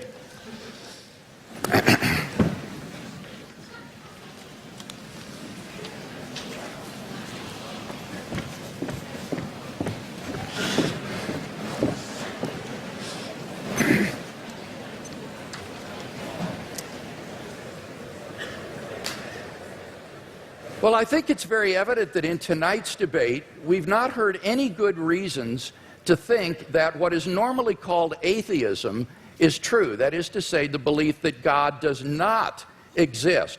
Mr. Hitchens withholds belief in God, but he's unable to give us any argument to think that God does not exist, which is what is called positive atheism. Now, he does mention that the human species has been here for 100,000 years, but I've already responded to that. What's crucial there is not the number of years, it's the population. And only 2% of the population of the earth has existed before Christ. And during that time, God is not indifferent to the lot of those people. Rather, he is preparing humanity, preparing the world for the advent of Christ so that in the fullness of time, Christ would come into the world. And those people who lived apart from Christ, God cared for them as well and provided for them. The Bible says, ever since the creation of the world, God's invisible nature, namely his eternal power and deity, has been clearly perceived in the things that have been made. Paul says that from one man, God made every nation of men, that they should inhabit the whole earth. And he determined the times set for them and the exact places that they should live. He did this so that men would seek him and perhaps reach out for him and find him, for he is not far from each one of us, For in him we live and move and have our being. So that those who lived before Christ were covered by the death of Christ, they were covered by his atoning sacrifice, and God will judge them on the basis of the information that they had in their response to general revelation. Similarly, for those who haven't heard of the gospel yet today, they will be judged on the basis of the information that they do have and how they respond to that. And aren't you glad that you don't have to judge them? You can leave this up to the hands of a just and holy and merciful God who will judge people on the basis of how they respond to the revelation that they do have. So we've not heard any argument tonight that God does not exist. Now, by contrast, I've given 5 arguments to show that Christian theism is true. First, we saw the cosmological argument. Mr. Hitchens has not disagreed with either of the premises of this argument, and so we have good grounds for believing there's a personal creator of the universe. As for the teleological argument, again, he didn't respond to what I said in my last speech with respect to the fine-tuning being well established in science, and that the fact that we're going toward nothingness, as he puts it, is an atheistic assumption, not a Christian assumption, and therefore doesn't do anything to disprove design. Now, what about the moral argument? Here he says that you have to prove that people would behave better if they believed in God. That's not the argument. I hope that's clear to everyone. The argument is that without God as a transcendent foundation for moral values, we're simply lost in sociocultural relativism. Who are you to judge that the Nazi ethic was wrong? Who are you to judge that the ethic of ancient Hinduism was wrong? Who are you to judge that the Afrikaner apartheid is wrong? This is all just the result of sociocultural evolution, and there is no transcendent objective standard apart from God, and that's what God delivers for us. Now, Mr. Hitchens says, name one moral action that an unbeliever could not take. Well, that's trivially easy. If God exists, there are all kinds of moral duties that we have that the unbeliever could not recognize. At the panel discussion last week in Dallas, when Mr. Hitchens demanded that someone name such an action, a pastor on the panel immediately piped up, how about tithing? Well, leave it to a pastor to think of that, but clearly that's an action that only a believer would take. Even more fundamentally, what about the first and greatest commandment? You shall love the Lord your God with all your heart, with all your strength, with all your mind.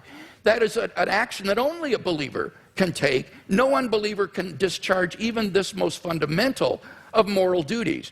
But in any case, all of this is beside the point with respect to the moral argument. The point is that on atheism, there are no moral obligations for anybody to fulfill.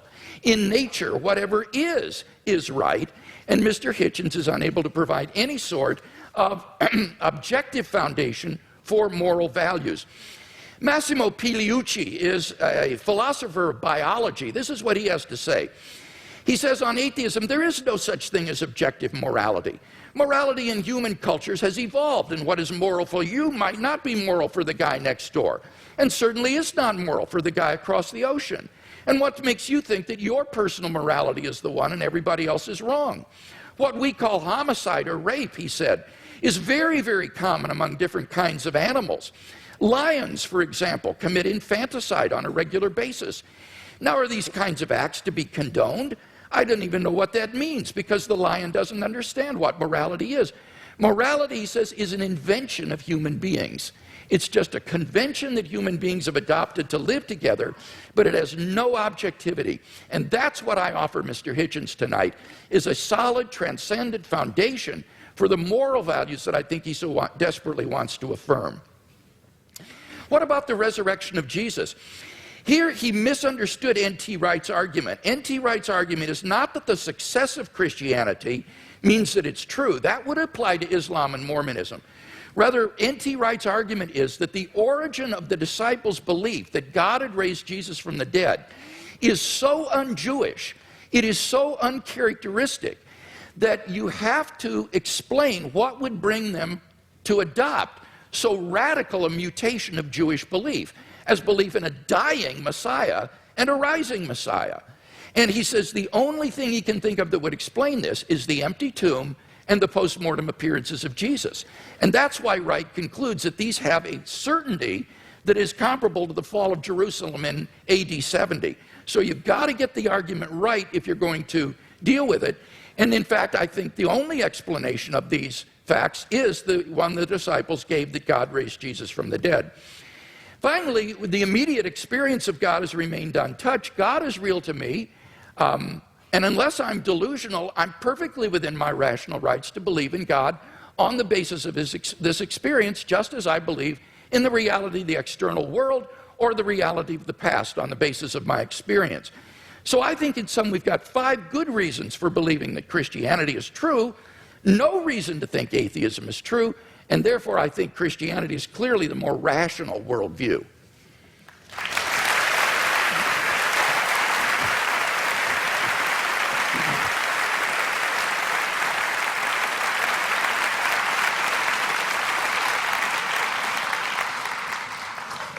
I think you'll correct me if I'm wrong, it's Tertullian, isn't it, who says something like, it's variously translated, credo quia absurdum, that the very improbability of the thing, the very unlikelihood of it, the unlikelihood that anyone would fabricate such a thing, for example, that a Jew could be brought to believe something so extraordinary, is testimony to its truth. I'm sure there can't be anyone who doesn't think that's a little too easy, a little too facile. I myself, for example, have followed the career of a woman known vulgarly in the media as Mother Teresa, an Albanian named Agnes Bujashu, a Catholic fanatic operating in the greater Calcutta area.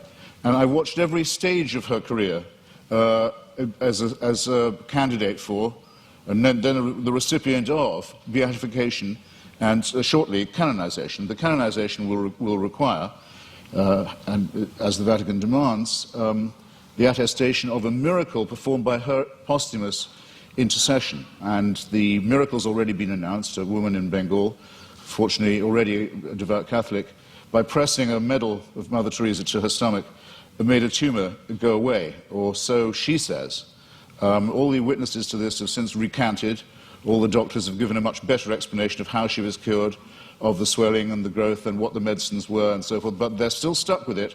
They have to go ahead with this process which will lead to countless untold suffering in India, because it will appear to license the bogus charlatanry of shaman medicine and intercessory medicine rather than the real thing. All of this will have to be gone through, this awful display, in the name of faith. And I just happen to have watched it at every stage, and I can tell you, it's depressingly easy to get a religious rumor started. You can count on an enormous amount of pre-existing credulity among illiterate, frightened, ill-educated populations. There isn't a literate, written down, properly attested witness of any real sort in the Gospels. It is, and you may as well admit it and stick to it because it's what you're good at, it involves an act of faith. Second, on the matter of my moral question, yes, it's true that Doug Wilson said that tithing was something I couldn't do, but then, I'm not moving the goalposts here, I don't think I'd regard giving all my money to the new St. Andrew's Church as a moral act. The only challenge that I've had so far that I really couldn't get out of, I should share it with you, was I was told, well, you couldn't do this. You couldn't say, Father, forgive them, for they know not what they do. No, but nor could you, as people of faith. You wouldn't dare. It would be blasphemy for you to do it. There's only one person who can do that, even on your account. So, with respect, ladies and gentlemen, I think both my challenges stand. It hasn't been shown that I couldn't be a moral person, despite my unbelief, and it has certainly not been demonstrated that unbelief will guarantee you against, the belief will, I'll say it again, that unbelief will ensure you against wickedness. You mentioned things like apartheid and Nazism. Well, let me just run it by you. Partly this often comes up because people say, what about the crimes and wickednesses of the secular world? The apartheid system in South Africa was actually a creation of the Dutch Reformed Church. It was justified theologically as the giving of a promised land to one Christian religious tribe, in which everyone else was supposed to be hewers of wood and drawers of water. It wasn't until the Dutch Reformed Church, under pressure, agreed to drop their racist preachments of many years that the apartheid system could be dismantled. The dictatorship in Greece in 1967 to 74 was proclaimed by the Greek Orthodox Church as a Greece for Christian Greeks. The Russian Orthodox Church at present, maybe this is one of the churches you don't recognize as Christian, I don't know, but it's currently become the bodyguard of the Vladimir Putin dictatorship in Russia. They are now producing, the Russian Orthodox Church, actual icons with halos around them of Joseph Stalin for distribution to extreme Russian nationalists and chauvinists for whom the church has become the spiritual sword and buckler. In Nazi Germany, prayers were said every year on the Führer's birthday by order of the churches for his survival and well-being. The first concordat signed by Hitler and by Mussolini in both cases was with the Vatican.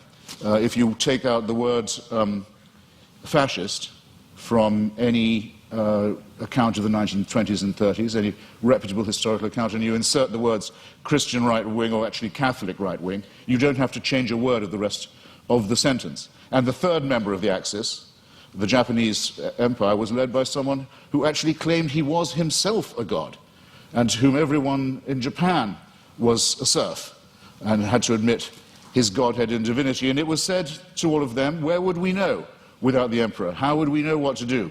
How would we know what a right action was? Without him, there would be screwing in the streets. There would be chaos. No one would know their bearings. Without our God, we would be rudderless. Many Japanese people, in fact, it's pitiful to report, still actually believe that. Now, I want to say, in other words, that religion is the outcome of unresolved contradictions in the material world. That if you make the assumption that it's man-made, then very few things are mysterious to you. If you make the assumption that religion is man-made, then you would know why, it would be obvious to you why, there are so many religions. When you make the assumption that it's man-made, you will understand why it is that religion has been such a disappointment to our species, that despite innumerable revivals, innumerable attempts again to preach the truth, innumerable attempts to convert the heathen, innumerable attempts to send missionaries all around the world, that the same problems remain with us, that nothing is resolved by this, that if all religions died out, or all were admitted to be false, instead of, as all believers will tell you, only some of them are false. In other words, we're faced with the preposterous proposition that religion are either all of them true, or none of them true, or only one exclusive preachment is true. And none of these seem to me coherent, and all of these seem to be the outcome of a man-made cult. Assume that all of them were discredited at the same time, all of our problems would be exactly what they are now. How do we live with one another? Where indeed do morals and ethics come from? What are our duties to one another? How shall we build the just city? How shall we practice love? How shall we deal with the baser, what Darwin called the lowly stamp of our original origins, which comes not from a pact with the devil or an original sin, but from our evolution as well. All these questions, ladies and gentlemen, would remain exactly the same. Emancipate yourself from the idea of a celestial dictatorship, and you've taken the first step to becoming free. Thank you.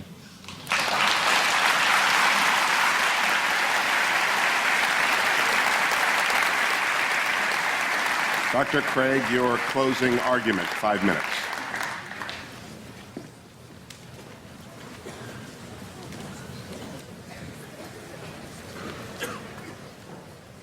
In my final speech, I'd like to try to draw together some of the threads of this debate and see if we can come to some conclusions.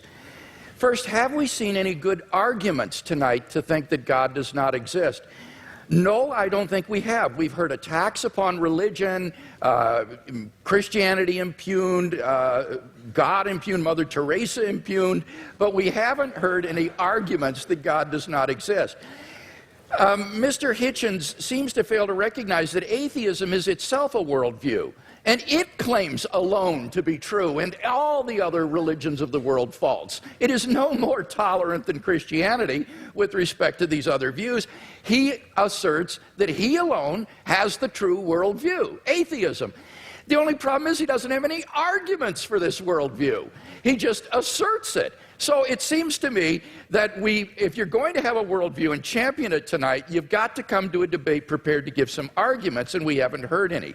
He did have an argument about evolution, but when I explained that, it actually turned out to be supportive of theism. Evolution actually provides evidence for the existence of a designer of the universe. So we've not heard any good arguments to think that atheism is true. Now, I presented 5 reasons to think that theism is true. And this is what God, or the God hypothesis, does give you. He asks, what does it give us?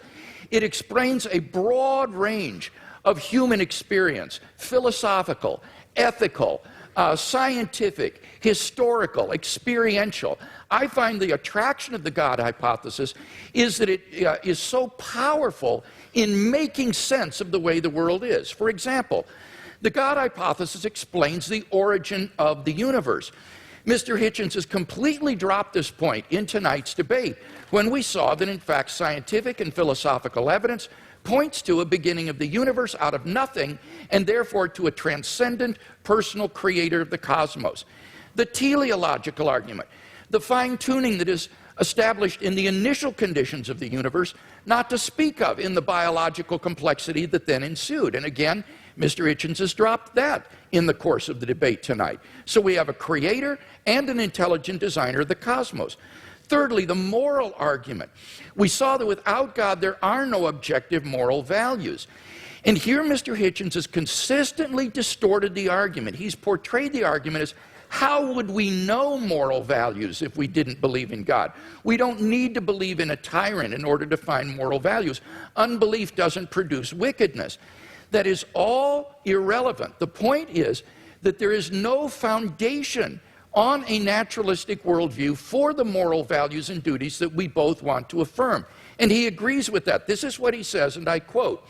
He says, our innate predisposition to both good and wicked behavior is precisely what one would expect to find of a recently evolved species that is half a chromosome away from chimpanzees, primate, and elephant, and even pig societies show considerable evidence of care for others, parent-child bonding, solidarity in the face of danger, and so on. As Darwin put it, any animal whatever endowed with well-marked social instincts would inevitably acquire a moral sense or conscience as soon as its intellectual powers had become as well developed as in man. That is the sociobiological explanation of morality. The problem is that moral sense that develops in pig societies, chimpanzees, baboons, and Homo sapiens is illusory on atheism, because there are no objective moral duties or values that we have to fulfill, and that's what the theist can offer Mr. Hitchens. And so I want to invite Mr. Hitchens to think about becoming a Christian tonight.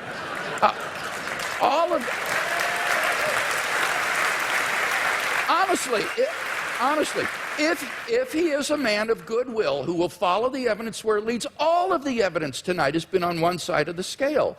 And he wants to affirm objective moral values, so why not adopt theism? The resurrection of Jesus has gone unrefuted. The argument is not that it's too improbable to be false. The argument is that you need a historically sufficient explanation to explain why the disciples came to believe this.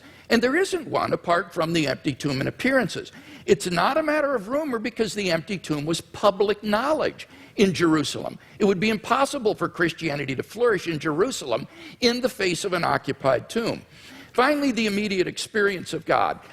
If there's anybody watching or listening to the debate tonight who hasn't found God in a personal, experiential way, then I want to invite you as well to think about becoming a Christian. I became a Christian as a junior in high school, and it changed my entire life.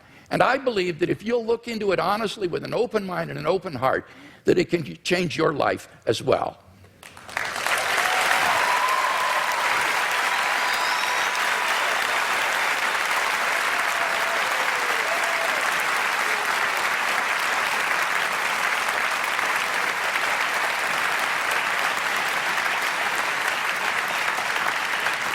Mr. Hitchens has yielded his time, and therefore we move to questions, and we are directing those questions to students tonight. I want to repeat something Dr. Hazen said: there are stupid questions.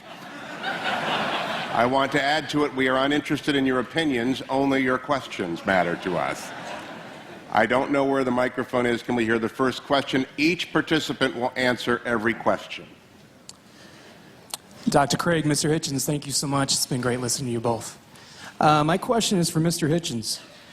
Mr. Hitchens, in your book, God is Not Great, you say that, quote, there are 4 irreducible objections to religious faith, end quote.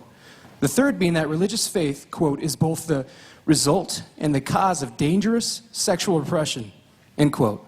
So here's my question for you. Is it good that the Bible prohibits humans from having sex with animals? Or is that an example of dangerous sexual repression?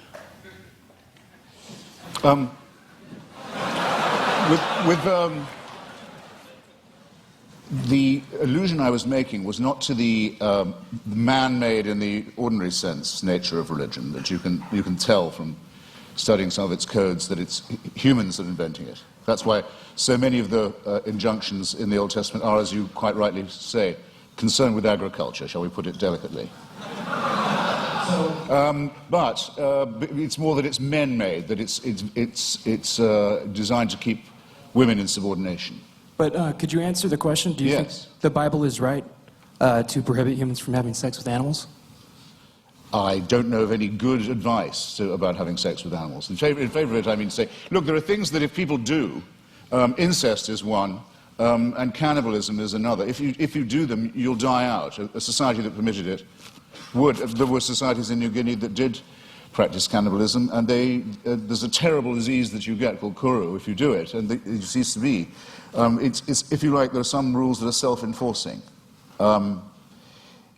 That's not what when I was talking about sexual repression, I was talking about the enormous number of prohibitions on sex between men and women, and on the evident fear of female sexuality, and the superstitious dread, for example, of female menstrual blood. Things of this kind. Dr. Craig, your assessment of that question and answer. Well, I think the question illustrates that apart from God, whatever is in nature is right. There is no thing barred in nature if there is no sort of objective moral code. So the question is a good one because it illustrates that here is a guideline for sexual expression that is very good for human beings and not something that's meant to be repressive or harmful to human beings. In fact, the studies I've seen says that religious people have more fun with sex than people who are not religious, and it's actually shows that they are more sexually satisfied in marriage and so forth. So I think the question makes a good point. I think I have to have another bite of this.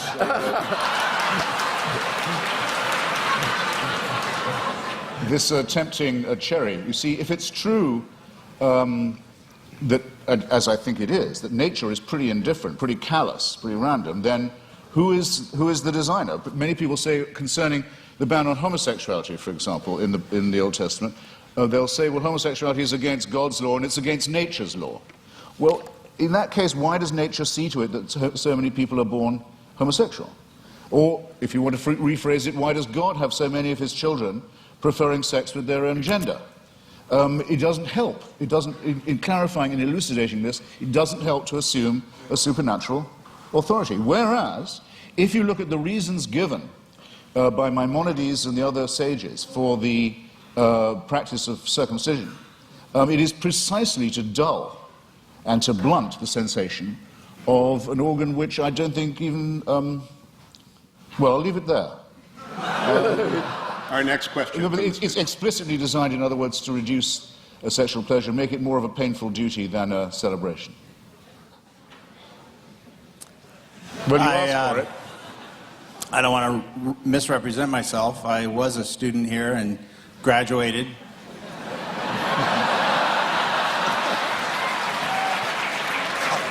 Somewhat by the skin of my teeth, but Mr. Hitchens, you stated that some of your most strongly stated arguments are that the results of religion, violence, death, destruction, the motivation being religion, discredit those who would promote a belief in God. However, I think there's an imbalance there in that the nuclear bomb was created by physicists, and is the most demonstrable violence perpetrated on mankind. So I wonder how you respond to that. Well, physics isn't an ideology. Physics isn't a belief system. It's a science. Well, I think that would be subjective. I mean, you could, any more than the Marie Curie discovering radium makes her practice morally different. I mean, it's not comparing like with like. What I'm talking about are specific religious injunctions to do evil, to mutilate the genitalia of children, for example, to take the pastor, Douglas Wilson, who Dr. Craig was just mentioning, with whom I crossed swords several times this year, recently in Dallas. I happened to be mentioning to him about the commandment to exterminate the Amalekites in one of our debates, and he said that commandment is still valid. If there were any Amalekites, it would be his job to make sure that they were all put to the sword. And some of the virgins left over for slavery, purposes better imagined perhaps than described. I think this is a very serious problem. I'm not taking refuge in the commonplace that sometimes religious people behave badly, that would discredit religion. That would be a very soft option. I'm saying there are specific biblical, scriptural injunctions to do evil. Dr. Craig, in that regards, those who are announced atheists who have done evil in the world, particularly in the last 20th century, the Marxists, the Trotskyites, the Stalinists, have they done more damage in your view and more evil than the Christians? Well, this is a debate, Hugh, that I don't want to get into because I think it's irrelevant. I as a philosopher, and I mean this, am interested in the truth of these worldviews more than I'm interested in the social impact. And you cannot judge the truth of a worldview by its social impact. That's just irrelevant. Bertrand Russell, in his essay, Why I'm Not a Christian, understood this. Russell said, you cannot assess the truth of a worldview by seeing whether it's good for society or not. Now, the irony was, when Russell wrote that back in the 20s, he was trying to refute those who said that you should believe in Christianity because it's so socially beneficial to society. It was just the mirror image of Christopher Hitchens' argument, where saying you shouldn't believe in it because it's socially detrimental to human culture. But I think Russell's point cuts both ways because it's a valid point. You can't assess the truth of a worldview by arguing about its cultural and social impact. There are true ideas that may have had negative social impact, and therefore we have to deal with the truth of these, the arguments for and against them, and not get into arguments about has Marxism or Chinese communism been responsible for more deaths than theism in the 20th century. No, I completely concur with what you say there. I mean, I just wanted to say that I think that those commandments are injunctions to do evil, but I would much prefer to say that the tribe that thought it was hearing these instructions from God to kill all of its rivals, exterminate all its rivals for the Holy Land, might possibly have had, I think it's overwhelmingly probable it did have, a need to seek and claim divine approval for the war of greedy extermination, annexation, and racist conquest that it was going to undertake anyway. In other words, I don't think there was an authority issuing that commandment, whether it was morally good or otherwise, as a matter of truth. But I would add, and I think the concession is very well worth having, that there is absolutely no proof at all that Christianity makes people behave better. No, wait a minute, I didn't concede Even though that. that's What I irrelevant said, I to wasn't its going to argue that because it's irrelevant, but by no means did I concede that. And I do appreciate as well the way you framed the issue about the Canaanites. I think you're quite right in saying that this is not an issue about whether or not God exists. Rather, this is a question about biblical inerrancy. Did these ancient Israelites get it right in thinking that God had commanded them to do these things, or did they, in their nationalistic fervor, think God is on our side and do something which, in fact, they weren't commanded to do by God? So that this isn't an issue between atheism and theism. This is an issue about biblical inspiration and inerrancy, and that's an important issue, but it's not one that is on the floor tonight. Our next student question. Hi, my question is mainly directed at Mr. Hitchens, but Christian theism, as with all theisms that claim a revelation, say that the purpose of human existence is to serve God, and Dr. Craig might want to expound on that in some way. But Mr. Hitchens, as an atheist with no transcendent being giving you a reason for existence, what then is the best way to live life, or what is motivation for living life, or what is the purpose of your existence without a transcendent being telling you what to do? Well, I find it, you see, this is where I find it hard to accept the grammar of your question. It's as if I was only willing to concede supernatural, you want to say transcendent, I want to say supernatural, then my life would have purpose. I think that's a complete non sequitur. To me, at any rate, I'll have to just make the confession. And this is as real to me, subjectively, as any William Jamesian apprehension of the divine. I don't get your point at all. Dr. Craig, one of the written questions says, and I think it is consistent with the question from the audience, you have written that life without God is absurd, but I know unbelievers who are living fulfilling moral lives. In what way is their life absurd? Okay, let me respond to that and to the question here that was asked. I would say that the purpose of life for which God has created us is not to serve God. Remember, Jesus said, I have not called you servants, I have called you friends. And I think the Westminster Confession gets it right when it says the purpose of human existence is to glorify God and enjoy Him forever. God is the fulfillment of human existence. It is in fellowship eternally with God, the source of infinite goodness and love, that the true fulfillment of human existence and freedom is to be found. Now, when I say that apart from theism, life is meaningless, I mean objectively meaningless. This is the same distinction that we're talking about with regard to moral values. I'm saying that on atheism, there is no objective purpose for human existence. As Mr. Hitchens recognizes, eventually the universe will grow cold, dilute, dark, and dead as it runs down toward maximum entropy and heat death, and all human existence and life will be extinguished on an atheistic view of the future of the universe. There is no purpose for which the universe exists. The litter of a dead universe will just expand into the endless darkness forever, a universe in ruins.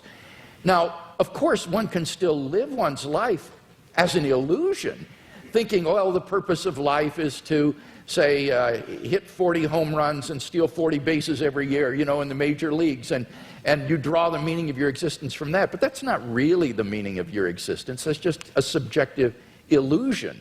In fact, your existence on atheism is objectively meaningless. So that's the distinction that I was making. Again, it's between objective and mere subjective illusion. Well, I think it has it exactly the wrong way around. You see, as I was beginning to say earlier, we didn't have time in the question period. I wouldn't say that atheism was morally inferior. I wouldn't concede that for a second. I don't want to make a claim for its superiority either, but there may be a slight edge here. We don't believe anything that could be called wishful.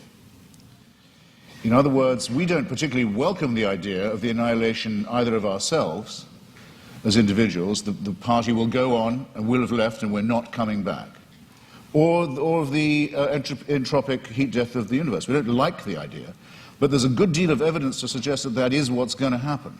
And there's very, very little evidence to suggest that I'll see you all again in some theme park. One nice and one nasty experience. There's absolutely no evidence for that at all. So I'm willing to accept, on the evidence, conclusions that may be unwelcome to me. I'm sorry if I sound as if I'm spelling that out, but I will. Now, you want to know what makes my life meaningful? Generally speaking, it's been struggling myself to be free, and if I can say it without immodesty, Mr. Hewitt kindly said it for me, too flatteringly beforehand, but trying to help others to be free too. That's what's given a lot of meaning to my life and does still, the solidarity with those who want to be as free as I am, partly by luck and partly by my own efforts and the efforts of others. Well, one obstacle to liberty, and that's why I mentioned it, and gave so many examples of it in history and in the present day, is the poisonous role played by fellow primates of mine who think they can tell me what to do in the name of God because God's told them that they have this power. So that's one thing I'd like to be shot of right here in the here and now. And my suspicion is, if you really ask the religious where do they want power and what's the world they care about, the next one or this one, it'll be this one every time, because they too know perfectly well that this is the only life we've got. Yeah, I don't think that's true. It seems to me that on the basis of the resurrection of Jesus that we have grounds for the hope of immortality. This is the foundation upon which the Christian hope is predicated. So again, it gets back to whether or not one has good grounds for thinking that Jesus was who he claimed to be and that God raised him from the dead. Because if he did, then there is hope of immortality. But then I return your question to me, I return it to you in a different form. If there's going to be a resurrection, an ingathering, if in the end all injustices will be cancelled, all tears dried, all the other promises kept, then why do you care what happens in this brief veil of tears? Why do the churches want power in the here and now? Why do they want to legislate for things like abortion or sexuality or morality? Why bother? I mean, isn't it just as much the case, as Dostoevsky says about atheism, that without God all things are possible, that with God all things are thinkable too? Not at all. As Dostoevsky said, if there is no immortality, all things are permitted, he said, because it all ends up the same, it all comes out in the wash the same. But if there is a God who exists, who loves human beings and has created them in his image and endowed them with intrinsic moral value and unalienable rights, then you have every reason to treasure other persons as ends in themselves. And the desire of pro-life persons to champion the lives of the unborn or the lives of the dying isn't a power grab, Mr. Hitchens. It's because they genuinely care about the lives of innocent human beings that they believe are being wantonly destroyed. So it's a very positive motivation.